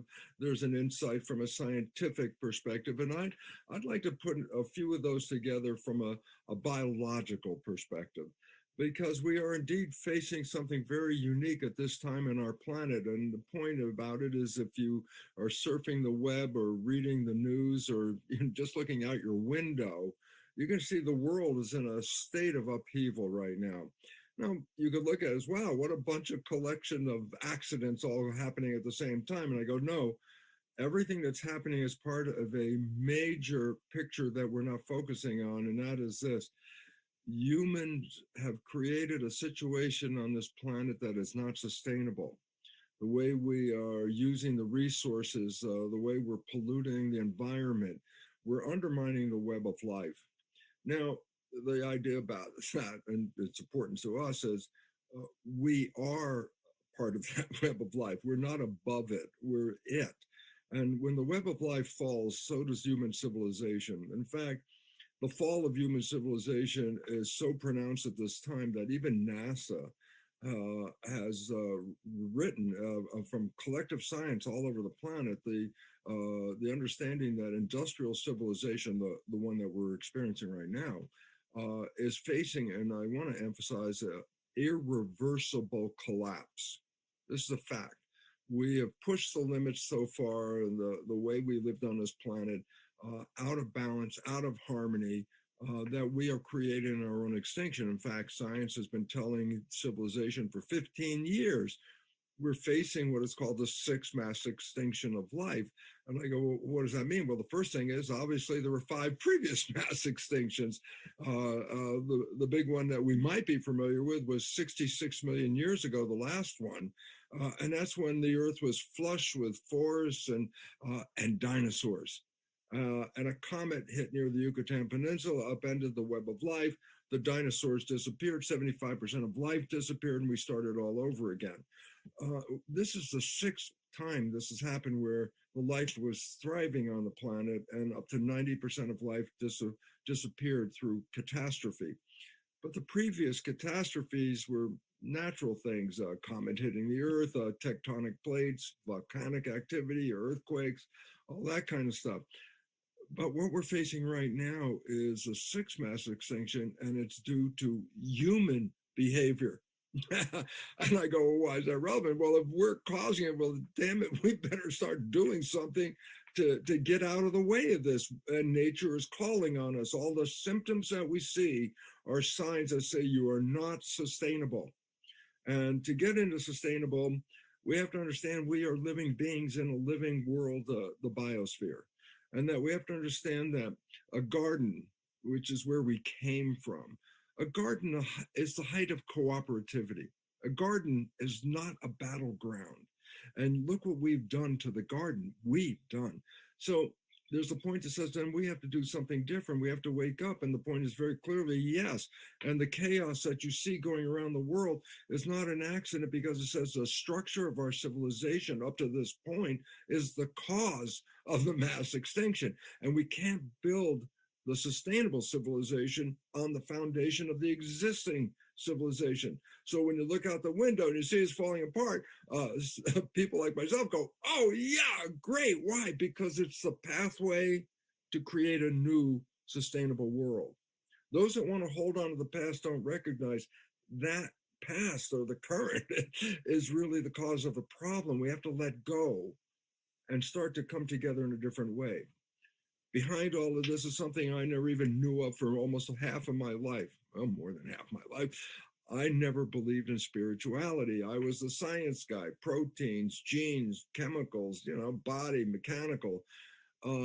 And my studies on cells opened me up to a whole new world of understanding, revealed to me the science of epigenetics, how consciousness is creating our life experiences, opened me up into the world of quantum physics, which everybody goes, like me, quantum physics, that's the weird one, that's scary. And I remember having that choice at the university to get my degree. I had to take a physics course, and of course there was the conventional classical physics and quantum physics. Who in their right mind wanted to be a biologist, wanted to do that crazy, weird physics? So I didn't know about it until the cells led me on that adventure. The thing I learned about this was the most revolutionary experience for me as an individual and as a scientist was through the world of quantum physics and the nature of cell biology. We can recognize that we are indeed spiritual entities, energy fields. If you want to be scientific, we're energy fields, but we're each receiving our own piece of that field. We're each having a spirit, a soul. And what blew my mind, and I want to really translate to people, is an understanding, oh my goodness, how this soul interfaces the body, and how this soul interfaces the mind, and how through consciousness we're creating everything that's in front of us. And that sounds like, oh, well, that's, new agey. And I go, no, listen, quantum physics, which I can give you reasons to, for my perception, the most valid science on this planet. Principle number one, listen, consciousness is creating our life experiences. And that is from the most profound basis of science on the planet. The question is this, well, how's that working out for you? Are you creating the heaven on earth that we can create anything? Or are we creating something that's contributing to this mess that we're observing? And when we start to recognize that we are creators, then it's a really important part to recognize a word. I hate to say it, maybe I should whisper it, but it's called responsibility. We have to start taking responsible actions because we are creators. We just didn't know we were programmed, and we have to get out of the program. And all the wonderful people here, Alon brought together, we have Shamini and Anita and my dear brother Greg, all of us have understood this connection between the spiritual realm and the manifestation realm of where we're at. And coming together in Sedona, a vortex of energy. Oh no, not new age, just quantum physics. A vortex of energy, and the energy that will be brought together by the four of us is so exciting to me as being just a participant in it, because there's a big picture, and this big picture comes to clarity with the four of us each talking about our special part of the connection to something that people talk about but really don't have any understanding of. Oh yeah, my spirit. I go, wow, there's physics, there's biology, there's so much to see here. And so I'm so honored to help bring clarity into showing, yeah, spirituality is actually quantum physics affecting our biology. And when we understand that as creators, then we are empowered to manifest heaven on earth.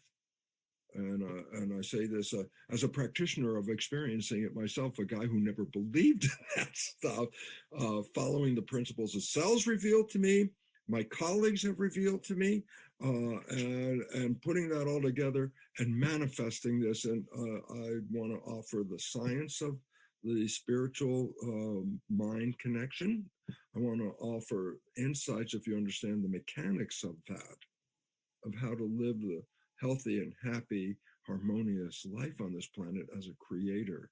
And so I want to thank Elon for bringing us all together, because I see this wonderful community of my dear friends building and creating a picture of the potential on this planet. Bruce, if I might, reflecting on what everyone here has said, and thinking back to what Greg started with, the idea that part of our soul journey is really to embrace where we are in the here and now, the quote, good and the bad of it. And, my comments on, part of that is, integrating all those aspects of who we are and really sitting with those and celebrating all of those things that we think are different in others, in ourselves, and really coming to an integration, thinking about what Anita said about self-love. Really, Anita, is how I'm really feeling about what you've said, that part of self-love means you're not pleasing everyone, right? That you've got to take that time to go inward. And then Bruce, you talking about when we do all these things, we actually have the energy to take responsibility, right? Because I think all of us know that there are these things that we need to do as a human family at this point. And one of the questions I think that many people have sometimes is, well, I know this, like I know that we can create differently. I know that we can. We're creators. How do I get the energy to move forward in that way? How do I stay nurtured with the abundant energy and light of my soul in today's times? And I know that for me personally, I'm super excited to learn from all of you, because I know that our fields are going to help to hold that space. Yeah. Now, I just want to chime in on what you're saying here, and what everyone, first thank all of you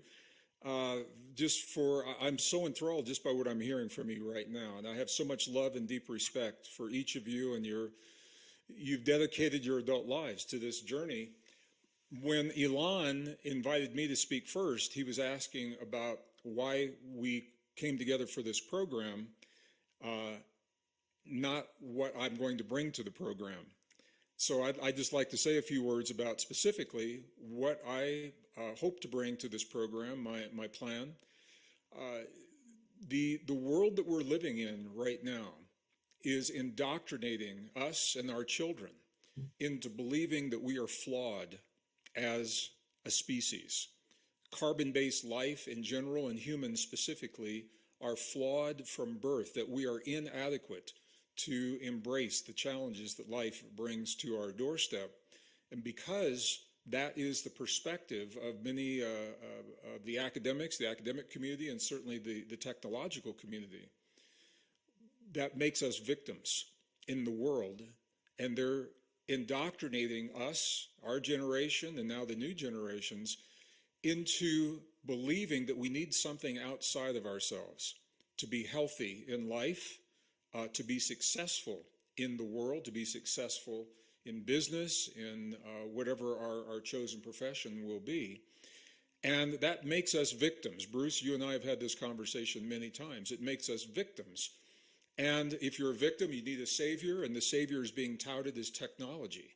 So we now find ourselves in this time of extremes, and I think everyone knows we're living a time of extremes, with crises, multiple converging simultaneous crises. And the story is that we don't have what we need to deal with this, and that we need all of these things outside of our bodies. This is frightening for people, because if our sense of well-being hinges on the world around us, and that world is collapsing because it's unsustainable, then it is very unsettling to the world within us. And this is exactly, Anita, and I have to tell you, Anita, you and I haven't spoken for a while. I'm right there with you, with symptoms and with experiences. And so what I hope to bring is the shift that helps us to really begin to navigate well begins with a shift in thinking. Thinking differently about ourselves, our relationship to the world, recognizing that we are a hybrid species. We are infinite spirit and energy expressing through a finite material body. And the implications that come with that and the opportunities are extraordinary. So I will be bringing the science that is showing us how scientists now know this. For example, the cloning experiments with mammals. When they clone the mammals, and they clone the sheep, or they clone the cows, at first the new clones, they look identical to the others, but something begins to happen and they break down prematurely. Most of them live about 50% of the expected lifespan. And the scientists are saying, what's going on? The DNA is exactly the same. They're missing, and they're beginning to understand that there's something that is beyond the DNA, that is breathing life into the template of the body, of the genome. And that something is what we're calling spirit. It's what we're calling our soul's journey. And as we learn to embrace this through this extraordinary body that we have, that I believe gives us the tools to transcend in a healthy way the challenges that life has brought to our doorstep. So I will be sharing the science, some amazing new science. I'm writing a book right now, so this is all very fresh in my mind, as well as the techniques, practical tools. How do we access the soft technology within us of neurons, cell membranes, crystalline bone, that is self-regulated through thoughts, feelings, emotions, beliefs, perspectives? How do we self-regulate this so that we are able to successfully and in a healthy way move beyond and transition into the beautiful new world that's emerging and create the template for our loved ones and our children as well? And as Bruce is saying, quantum physics is telling us we're not in this alone, we're all in this together. And each time one of us learns and implements even a little bit, everyone benefits. And when a lot of people do that together, we've got a paradigm shift in thinking and living. And that is what, for me, I hope to bring to this program in June. So in addition to recognizing that everything is our soul's journey, my portion of this is what I'd like to bring. So thank you. Thank you so much, Greg. I mean, your words are always so inspiring and so much full of facts and spirituality, merging science and spirituality for decades now and sharing that with the world, and soon here again in Sedona. I'd like to take this time now to actually ask you, my friends, maybe Bruce, you can ask a question of Anita. And what do you feel you want to ask of Anita right now? Well, it's hard for me, but I'll tell you, so the reason is this, that when I wrote the biology of belief, there's a whole story about how we got here, how we got programmed, all kinds of things like that. And when I read Anita's fabulous book, and that was a one sitting, I couldn't put it down book, because Dying to Be Me, I read that, and at the end I said, oh my God, this is the woman who is the poster child for biology of belief. The woman who took her life to a different place and came back and created another existence on this planet, the kind of thing I describe in biology of belief. And so to ask Anita is like, Anita, I was enthralled from page 1 to the very end of the book. And I just want to say, if anything, not to ask you, but to honor you for, what an experience. And more importantly, the ability to translate that experience, that a public can read it and grab it and walk away with, oh my God, there's this miracle that we have and we didn't know. And you brought it to the front, and my colleagues here besides yourself, especially Greg and Shamini, and there's a science. So I'm just going off now on my soapbox for a second, because the question is, well, what can I ask Anita? And I say, Anita, you have told me the most complete and wonderful story, and you're here shining and coming back from where nobody else wants to be. And it's so important because, of course, when I give lectures on biology of belief, people, a lot of it has to do with cancer. And people thinking, well, cancer, oh, those are genes that cause cancer. And it's like, no, genes didn't cause cancer. There's not even one gene that causes cancer. Cancer is a reflection of the life experiences and programming. And Anita's life story is like, when I started to read this, I said, oh my God, this is exactly what the biology of belief was all about. And what is so empowering is Anita was on the last day, essentially, of her life when all the doctors like, ooh, this is the end. And she comes back, and in a miracle of their miracle, for me, it's like now understanding spirituality and biology is the empowerment that we have. You are the expression of that empowerment, Anita. And that's why it's so important for us to be together with you, because the public, it's not we're telling the public, you've been there. And I just want to appreciate it. And that's not a question. That's just a direct appreciation. Thank you, Anita. Oh my gosh. Thank you so much for that, Bruce. Thank you. Thank you. In fact, when somebody told me about you and that you were talking about me, and I was blown away. And so I started to pay more attention to the work you do. And what I loved was that you brought science to what I went through, because one of the things that I was dealing with is people saying to me that, oh, your experience of the other side is just anecdotal. It's just anecdotal. I said, yes, but the doctors can't explain how I healed when I came back. So even if you guys don't believe that I crossed over to the other side, surely you need to be interested in how my body just healed, and figure out what it was that actually happened. But what I found is that when it came to pure medical, in the medical paradigm or medical science, they were so entrenched in their beliefs that it was easier for them to dismiss what happened to me, even though I had the medical records to prove it. It was easier for them to dismiss it than to actually go in and explore it. But I found that people like yourself, Joe Dispenza, Greg Braden, and people who are in the newer sciences, the quantum sciences, were extremely interested in exploring this further. And one of the things I love about us all coming together, like Greg mentioned, and even Shamini, that you guys bring the science in. And also Greg mentioned that he will be talking about what he offers is the new science. And what I love about this is that I feel what I offer is the new spirituality, because one of the things that I speak about in my first book, Dying to Be Me, and also actually in some of my other subsequent books, is how a question that people often ask me is that, has this experience, having the near-death experience, has it made you more spiritual?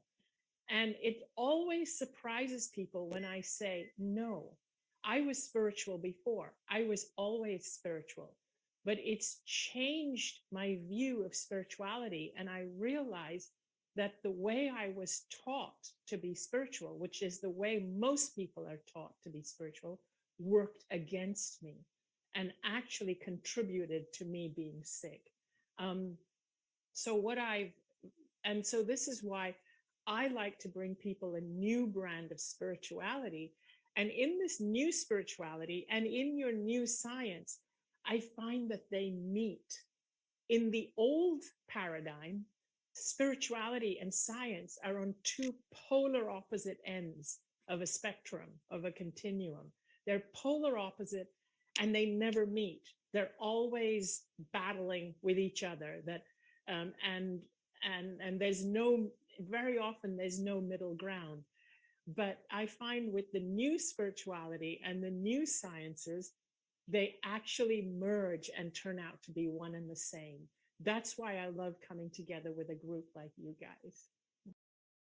Stop dieting. Seriously, don't bother dieting again. Ever.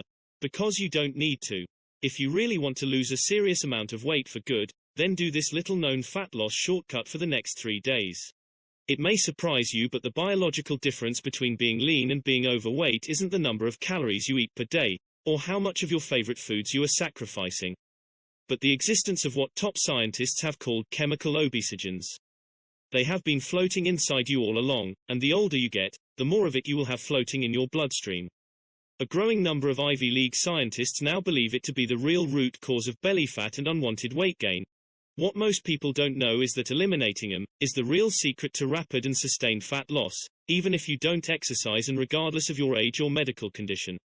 You see, these obesogens wreak havoc on those hormones that control hunger and how many calories you consume get burned right away, and how many are stored as unhealthy fat, while at the same time causing normal cells to turn into expanded fat cells, meaning you've been destined to grow larger, faster.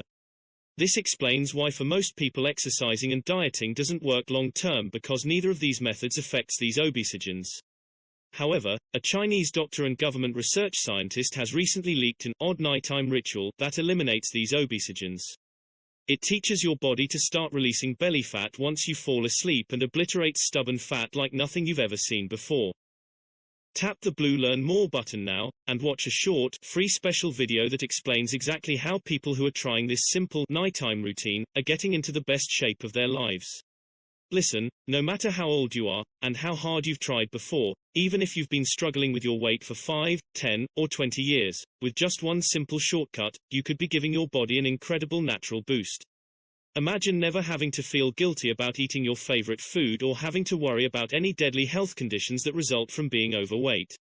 Bouncing out of bed every morning with limitless energy, or walking into any store and finding that everything not only fits, but looks amazing on your newly slim and toned figure. Thousands of people have already used this easy nighttime routine to melt 10, 50, even 97 pounds and more, and now you can too. The billion-dollar weight loss. Anita, I think what you said is so powerful because truly, I was just speaking with someone about this just before we met. And I said, science is a language, first of all. Science is not a religion. We're not supposed to be in scientism. And actually, there's nothing about science that is inherently reductionistic. That's the truth, right? Like everything, we've just been influenced by culture. So for a long time, we were influenced by this culture that separated us, that separated our body parts, that, separated everything. And actually, the scientific reality of it is, that we're not separate. That's actually the scientific reality. So it's really not even about new or old. It's like you said, Anita, the new spirituality, it's sort of opening with a wider perspective, a wider understanding, which you got through that beautiful experience that you had and you so masterfully, shared in that book. And like Bruce, I just have to share, I picked up that book and I could not put it down. I think I told you when I was reading it, it was incredible.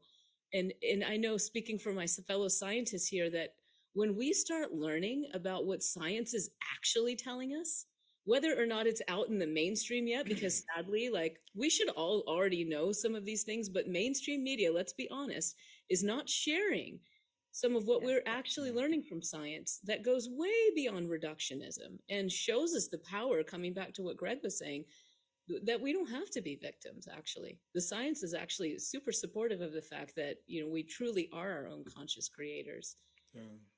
Shamini, I think, you're so right on. And it reminds me, Bruce, I don't know if you remember this, right before COVID, you and I did a large program that Elon produced here in New Mexico on native land. It was a beautiful program. And we were having this conversation with an audience of, there were over 1,000 people in the room. And there were some other presenters that were there as well. And it was during the break, there was a cardiologist in the audience that came up to the stage after I had been speaking about the neural network discovered in the heart, 40,000 sensory neurites, and its relationship to the brain and very specific frequencies. And the cardiologist came up to me and he said, "Why don't we know about this?" He said, "Why isn't this being taught in medical school? Why am I not bringing this into my practice?" And I said, "Well, you're here now, so you do know about it. But the point is, there is certainly a contingent of medical professionals who are less open to the new discoveries. For them, their profession is more static. They learned what they learned, and then that's what they're going to apply. But the reality is that science is a living body of information, and it's a living way of knowing, designed to be constantly updated if we're going to keep science honest. So we've asked science to tell us who we are. Science is giving us the answers. And the question now that we as a society must come to terms with is, will we accept the answers that the science is telling us? And I use the cloning experience as an example, because it's leading scientists to know there's something more to biological life than the biological life. There's a force that is acting through the life, directing the template of the DNA into the biology. And so now they have to say, what are we missing? And this is how science works. It will lead them, the honest scientists, it will lead them to the new story. And in shamanic, whether or not it is shared in the classrooms and the textbooks, and Bruce, you left academia. You know this. They're not teaching what the discoveries are showing. And Anita, you illustrate this so beautifully through your experience. You put those professionals in a very interesting and maybe an awkward place because something happened to you, and they had a choice. They were at a crossroad. They either have to accept that what happened to you is something more than they've been led to believe, and that they will be changed in the presence of your healing, or they can completely blow it off, just discount it and chalk it up to, misdiagnosis, a miracle. And I've had MDs do that with me, say, I've had a healing, and they say, well, in the medical profession, we call that a miracle, have a nice life. And that's it. They don't pursue it. So I think this is the important thing. The professionals, I think, are more open if they can be presented with the information in a way that's meaningful to them, and our community as well, in a way that's meaningful and accessible to them, rather than using the polarized language of the past that comes.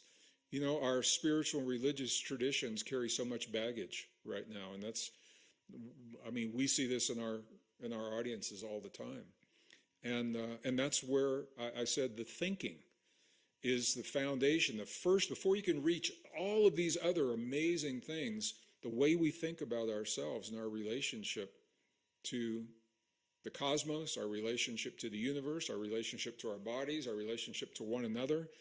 And whatever box we want to put that into, that's where the real miracle begins. And I believe that by coming together the way we are, dear colleagues, with our lifetimes, let's see, we probably have over 120 years of collective experience between us, possibly more, but at least 120 years of collective experience. And I think the diverse perspectives that we bring open the door for our community to feel comfortable taking a step, maybe beyond the comfort zone of what they've had in the past. And in that openness is where we can offer them the tools and the techniques then to apply these principles in their lives so they can prove it to themselves. And that's, for me, that's the joy that comes from this. Plus, it's just really cool to hang out. So I'm excited, and I'm really appreciating everything I'm hearing here. Oh, thank you so much, Greg. And we all appreciate you, and we all appreciate one another. I mean, you have come out with such an open-hearted message always when you present, my brother. And I'd like, if not a question, an honoring. Shamini, what would you ask Greg if you put yourself in a participant and you only have one question at the conference you can ask? What would that question be? Ooh, that's a good one, Elon. Was I'm talking to one of the world's most foremost experts in system science, human health empowerment, who is a heart-based leader, right? As well as an incredibly articulate human being. Mm-hmm. And I hear even a pretty accomplished musician. And now I have to kind of think about what one question I would ask him. I would say, particularly with respect to our fellow friends that are going to come and join us here, right? We've talked a lot about our empowerment and what the science is telling us about our human empowerment, the reality of the power of our spirit, and all of these things. And obviously we talked a bit about how we're all going to come together here as co-teachers, right? Co-facilitators of this. What is the magic that we anticipate might happen for us that are coming in fully collectively now, not just us, right, as the co-facilitators here of this experience, but what are we learning about the collective nature of our so-called collective souls, and why it's important for us to actually come together in community like this, like we're doing in Sedona? Oh, Shamini, that's a beautiful question. Thank you for your kind words. I'll be very honest, and some of you know, it's been a tough couple of months for me. This has been a difficult year.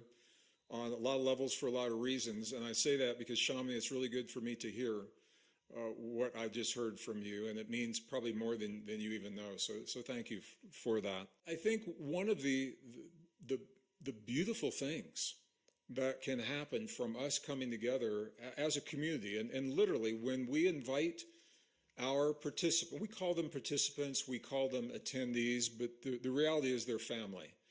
And when we invite this family to come together for even the brief period of time, for 4 days, there is a magic that happens. And one of the places where it is most palpable and most tangible is when we begin working with our hearts. Because what the science shows us is that every human heart has an electrical and a magnetic field. So this isn't the esoteric, this isn't the prana and the aura, which may be connected. This is a conventional electromagnetic field that extends beyond the individual heart 3 to 5 feet into the room as the equipment can measure it. So when we're all sitting in a room together, there might be a couple of hundred people in the room. They're within 3 to 5 feet of one another. And that means they're sharing a heart field.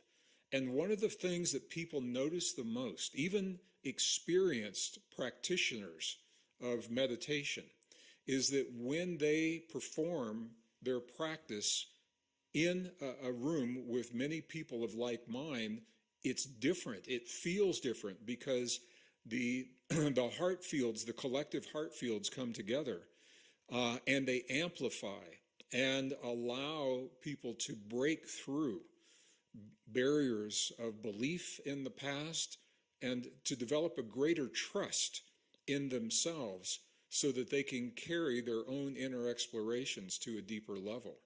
And so I think that we will certainly experience that in our group. And what the science tells us is it's not limited to our group, that we are contributing to the whole. And that was the other part of the subtitle for the program that we're going to be offering, is that we are contributing and anchoring that way of knowing in the field, in the whole. And it's not like it has to leave from where we are and go to Europe, or go to Australia. Once it's in the field, it's timeless. Time and space become almost meaningless in this field. And so it is there as a point of reference for other people to reach and to find and to identify with and make it a part of their lives as well. So each time one of us or collectively, we trust ourselves enough to allow ourselves the deep expression of the deep truth of who we are. What happens is we open the door and make it easier for the next and easier for the next and easier for the next. And I think this is for me a big part of our program. We already have everything that we need.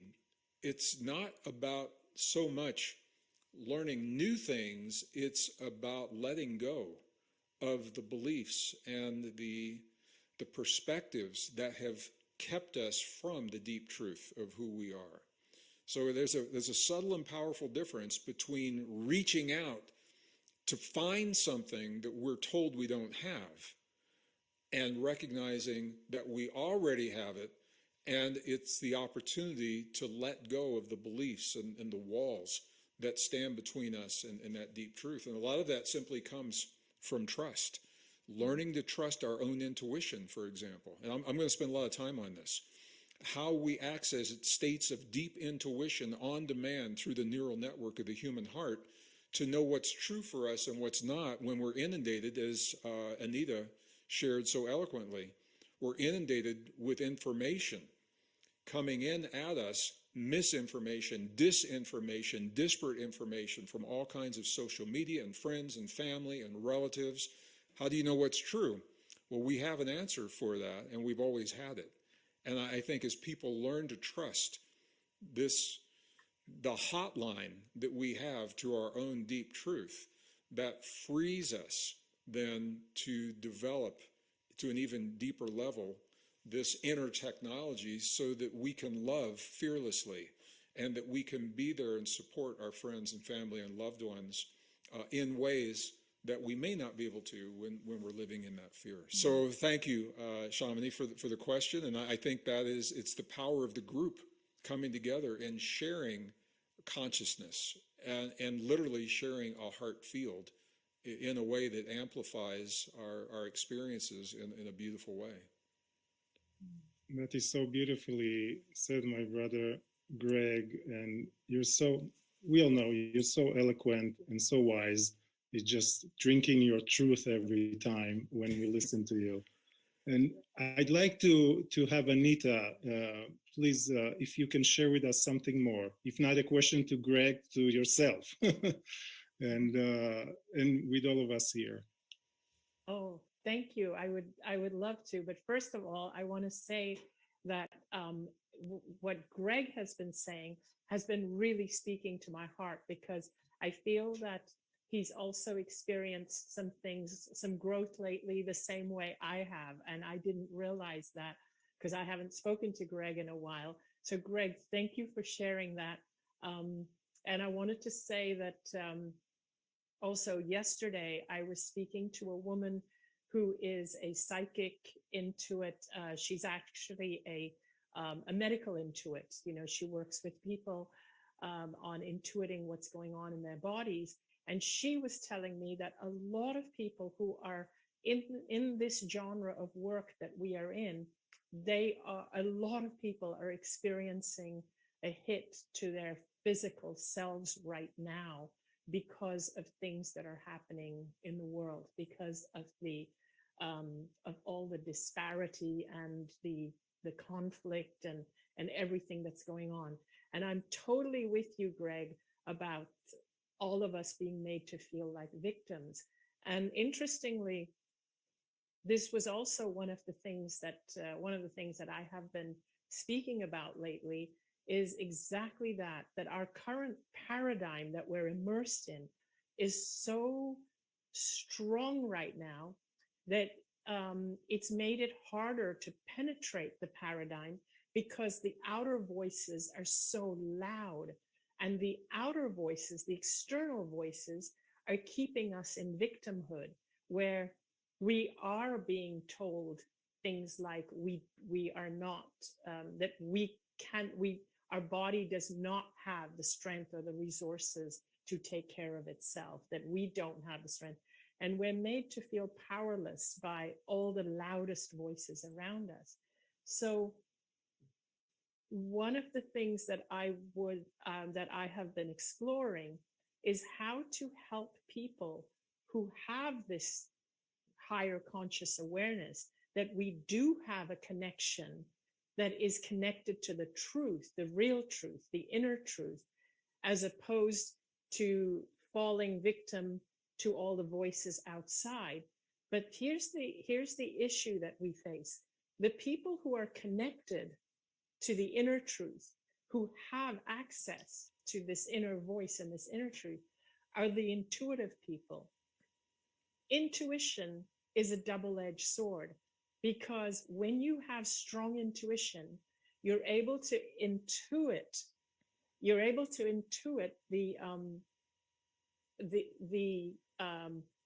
the messages that are coming in from your soul, from your higher self, from your guides, whatever we want to call it, and follow your soul's journey. But also your intuition on the confusion and the noise that everyone else is feeling is also very high. And this is the double-edged sword of being someone who's highly intuitive. And I know, Greg, and I'm sure the rest of you know what I'm talking about, don't you? You feel the pain that everyone else is feeling. You feel the confusion that everyone else is feeling. And this is how we get drawn, we get sucked from that connection back out to the louder voices outside. One of the things that I would love to see happening, even as a result of our event, is a growing movement where people are encouraged to connect with the inner voice, the internet or the infinite net. We want to see a movement of that, as opposed to a movement of people saying, oh, that's anecdotal. No, you got to listen to this. And then getting all these multiple confusing voices. As someone who's sensitive, as an intuit, we don't like to displease people. And that's how we get drawn out of that connection with our internet and sucked in to the loud noises outside. That's what we have to learn to differentiate. And that's what we have to encourage everybody to do so that people are actually told, I don't know your truth. You need to connect to your truth. Instead of being told, I have the truth and you're delusional if you don't listen to me, which is the current message we're getting. So that's what I wanted to add. That's so beautiful. That's so beautiful, Anita. I just love you. And I think we all feel that, and we all want to come here to Sedona, experience more of that love, that soul connection, that elevated emotion, and also within all of that, find personal, even if they're small, for some people, find personal breakthroughs that just from one of the lectures or one of the experiences or from one of the tools that you'll share with our family that will gather here. There's so much that would be given over these not 4 days. It is a 5-day event, although it sounds like it's a 4-day. So from June 10th through the 14th in this beautiful city. And for those of you who haven't been here, what an amazing experience it can be to elevate your experience of Sedona with Anita Moorjani, with Greg Braden, with Dr. Bruce Lipton, and with Dr. Shamini Jain. I'm so honored to have you all here with me in this time, and soon also here in person in Sedona. This event is not broadcast online. So if you want to experience this once-in-a-lifetime experience in Sedona, please come and join us here in June. If anyone else have closing words, my friends, please.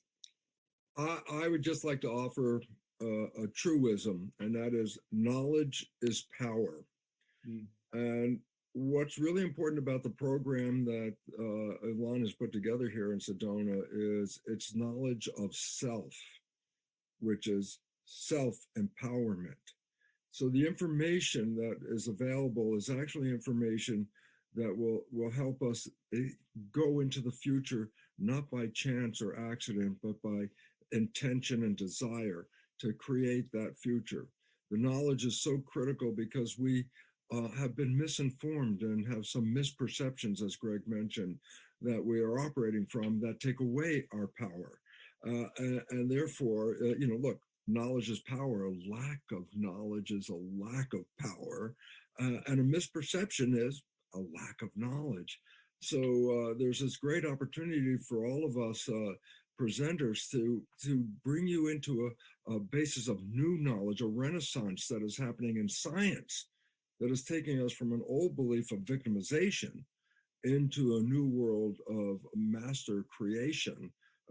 And this is this opportunity because each one of Ilan's presenters here has a piece of something that when you take it in and start to realize that it'll empower you when you leave this community to carry with you the knowledge of self, that self-empowerment to create, not by action, but to create heaven on earth, because that's all of our intention.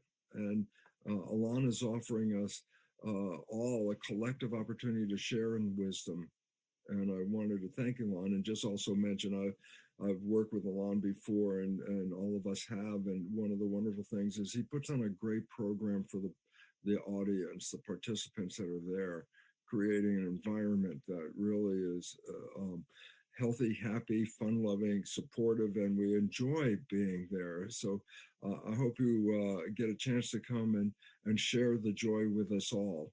Ilan's going to really just help us create a great foundation for a future. Thank you, Brucey. I love you.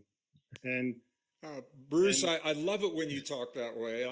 I don't know about you all. I feel like our event has just begun. It's starting right now. We're laying the foundation.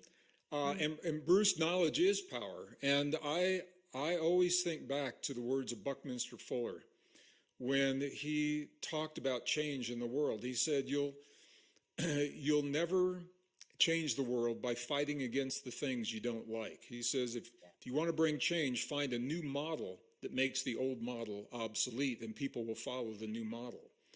Well, there's a battle for our very humanness that's on the line right now. And people ask me all the time, there's a battle for our thoughts. We all know that through the media, our battle for our beliefs through academia. People say, how do we push back? What do we do? And I go to Buckminster Fuller and I say, rather than fighting the things you don't like, as we learn to become the best versions of ourselves, as we accept this extraordinary potential that lives within each of us, then we are showing what that new model is, and we make the old ways obsolete without doing anything other than being the best version of ourselves. And it's a beautiful model. So thank you for what you said. And I just want to also chime in. This venue, Elon, I want to thank you for this beautiful venue, because I've spoken there before, and I know some of our other speakers have spoken there before. And it is made for this kind of a program. It's not like, a big warehouse that is a horse show one week and a car show the next week and a spiritual show next week. The sound is excellent. The lights are excellent. The air quality is good. It's got high ceilings, beautiful seats. It's an intimate environment. No matter how many people are in that room, it lends itself to a deeply intimate environment. And when I saw that's where we were able to offer our soul's journey, I was deeply grateful. So I'm going to invite everyone, if this speaks to you, we hope to see you in Sedona.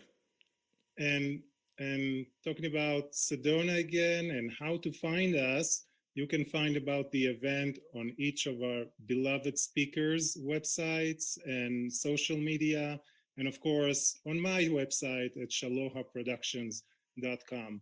We hope to see you there. Namaste, everyone. Namaste. Thank you so Namaste. much. I love you guys so much.